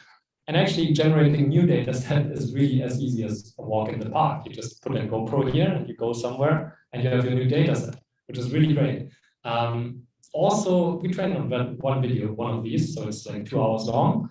And it's very interpretable. You do not need to be worried that there's something unsafe in your data set, which is also pretty cool. Here's some comparisons of how the our data set compares against other data set. So in the end, we chose 10 of these videos. Notably, these plots are for one thing. So if you go to plot number C, you can see that actually we have quite a long tail in terms of number of objects we're covering compared to, for example, other videos like Epic Kitchens or even like some random movie we found on YouTube. So these walking tours, just by being outside, actually cover a lot of the objects that exist, which is nice. Alongside with this data set, we developed a new method, which is tailored to learning from like videos where a lot of things are happening. So the high level idea is that we learn a spatially dense loss. Again, same motivation as the previous work, that tracks multiple objects across time and enforces object level invariance of the features across time. So it's like you track the car that's going along, you track the pedestrian, and you track, let's say, the street, except that all of this is done implicitly using self-supervised learning. this is sort of the overview of how it looks. We have this input frame, this reference frame at time 0, and then we have multiple frames in various time points. The framework resembles Dino, except that we track multiple objects and say those features should be similar. So that's where this multi-object tracker comes along. This then says, okay, this object is located here in the next frame, and everything else we mask out. So that's what you get at the bottom, this masked frame, which we then put into the student. Yeah, so this is a method. And because there's a cartoon called Dora the Explorer, that's why we called it Dora. I don't know who knows this one. I didn't, but okay. The fun thing now is, yeah, I skipped the multi-object tracking part because that's quite technical. But the funny thing is we just do this by picking 3 random attention heads in a vision transformer in the previous to last layer. And within that, we apply single knop clustering to balance where the heads are looking. And these are just random heads. So in a way, it's like random clusters. And we visualize now where the heads are looking, but because it's 3 heads, we just use red, green, and blue to visualize where the heads are looking. So everywhere in this picture where you don't have red, green, and blue, that means 2 attention heads are looking at the same location. For example, in those turquoise areas, on the yellow areas. But if we apply our method, which uses synchron knop, you can see that all it sees is red, green, and blue. So that means every attention head is looking at a distinct region, which you don't have with Dino, you don't have with other methods, because they tend to all look at the same place, and therefore you cannot track multiple objects. Some more examples. You can really see that what we have is, I wanted to say emerging, but yeah, you can see that multi-object tracking emerges from our method naturally, which is quite nice. We can apply our method also on different things, but the main thing is that the number of applied on one walking tour, they're actually higher than on all these other comparison data sets. The number of frames is held constantly here. So our method applied on our data set works better than Dino or our method applied on kinetics, for example. And yeah, as I've spoiled already, is we outperform Dino trained on ImageNet under comparable settings by quite a bit, especially on these dense tasks like semantic segmentation and object detection. All right, finally, the part where also the NLP folk could get excited with, hopefully, why we don't need that much pre-trained multimodal paired data. This paper is on arXiv. It's called Small Visual Language Models Can Also Be Open-Ended Few-Shot Learners. First author is also here. And I start off with this, right? We talked about this a lot in context learning. It's great. Ever since GPT-3 came along, the possibility to define a task and to have this learning-like behavior without adapting the model with gradient descent. This is huge. And this is also why big scaling is actually profitable, right? If you had to scale for every single task you do, that's a bit, that's not so exciting. ChatGPT answered this as a pun, by the way. So they do know some jokes, but not very funny ones, I think. All right, in context learning for visual language models, now these models that combine the pre-trained LLMs with pre-trained vision models and just bridge the gap, so to say, can also have in context learning abilities. Such as this one, where you input an image, give it a description, and basically define the task within this context. And in pink, you can see the outputs that the Flamingo system gives from DeepMind. And it gives state-of-the-art results in a bunch of things, right? But Flamingo itself is 80 billion parameters or something like that, because it uses LLM, which is 70 billion large. So this is really, really expensive. So and there was a paper which showed it for 6 billion size models, but we wanted to figure out, can we do this with more lightweight ones? Like, does this work? And in addition, so we want to solve this for open-ended multimodal and context learning with small visual language models, and also, can we do it without supervised data? That's sort of the question, right? Because in context learning, ultimately, it's just an algorithm. And these symbols that we use it for, they shouldn't need to be the ground truth. They should be able to be replaced with anything we invent. And paired data ultimately is rare, like it's much rarer. Like you can see all these papers which apply all the filtering to get down to like some good samples. There's no clip v2, which used 4 trillion paired image text data sets, right? So this is rare. So we need to figure out a way how to get away with less. And we wanted to show this task, which everyone finds exciting. It's actually possible with much smaller models. So the approach we took is super simple. We just clustered the image data set using deep features and k-means. Then we said, okay, every cluster gets some random name. And these can be nonsense words. It could be nouns. It could be numbers, like these nonsense words. So this cluster gets this cluster gets that. Then we say, this is a Husky, so we imitate the captions. And then we train in a manner that's very similar to how we evaluate at the latest stage. And that's it. So we train the model like this. We start off with a model that was trained to caption an image, so it's captioning based. And then we fine-tune the model using this thing. And then we see how does it work on real data. And it works pretty well. So here's the performance of Frozen from DeepMind versus Fromage, another open source model, and our model gets this performance, which is pretty neat. And it's open-ended, so it's not like it has to make a discrete choice. It really has to answer with the exact right answer. Here's some qualitative evaluations. And remember, the model was trained with fake names. It could have seen like images of a dog and it was called Rustic or John or whatever. But then it learned this algorithm, and at inference time, it can actually use the right words, right? Yeah, this is the end of the talk. My hypothesis is that future foundation models will be massively pre-trained with videos. There's just so much more of them. We can still scale so much more. And the multimodal training will just become the cherry or the icing on top. Thanks.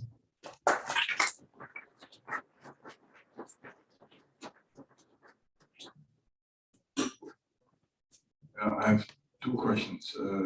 One is, I was thinking when I saw when you think about your problem and dealing with the complexity of the change and what stays the same, somehow you think that things like video compression methods like H246, 64 so would come in, and can they be used, or is it the other way around, that actually in the end you will do a better, your method will become to a better video compression? That was one question.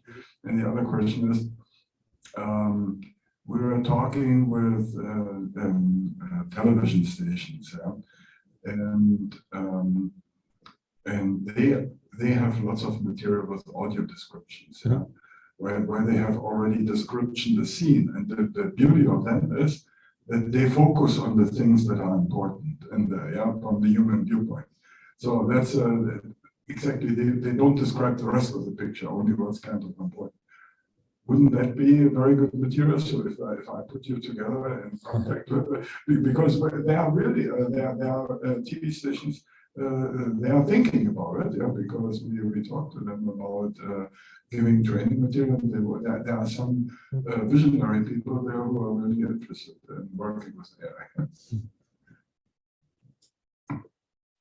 Great, thanks for the great questions. To the first one, actually compression, DeepMind had a paper 1 or 2 years ago where they downloaded a data set of 10,000 walking tours and showed that you can learn a neural compression model. So it's actually quite funny that they turn it the other way around. So they turned it around. They said our model is actually a better compression. Yeah, exactly. And it sort of makes sense because the heuristics of finding keyframes and Fourier coefficients, I think it makes sense that eventually neural networks can do this job a bit better.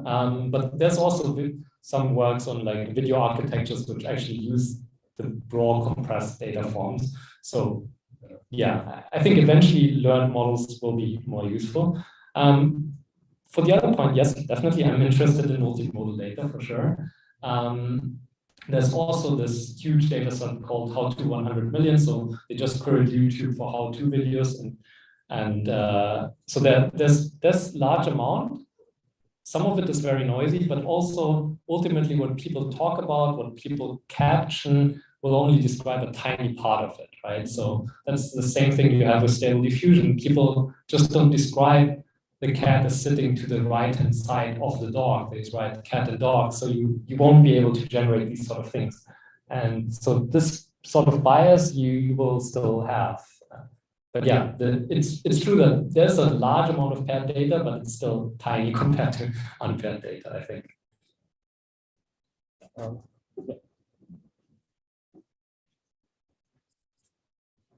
Thank you, Yuki. I have potentially many questions, but just two small ones, then I will read the preprints. So one is about the choice of the video in the second study.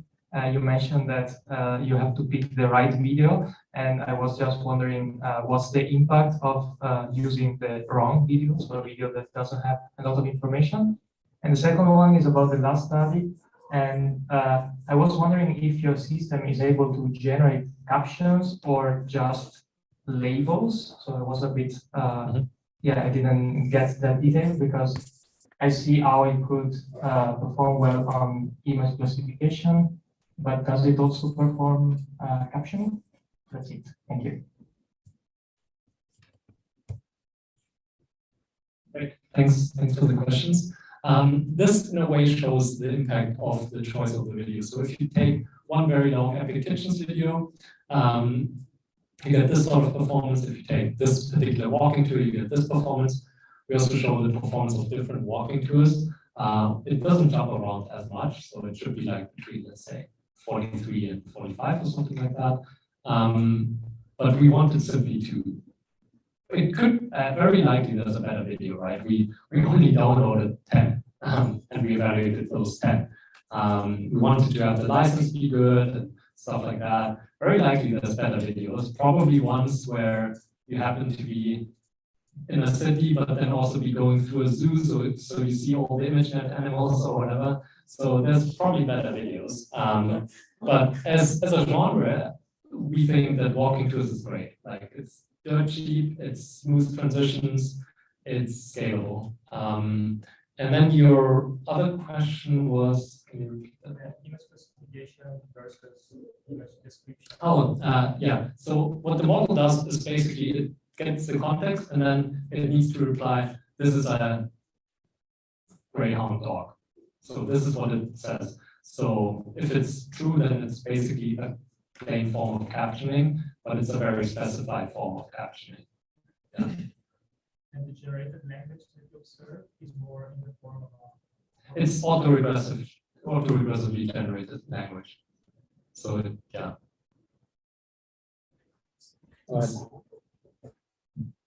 Okay, is there any burning questions? Mild lukewarm. Yes. Okay, I suggest we'll conclude here now. Well, let's thank Yuki again.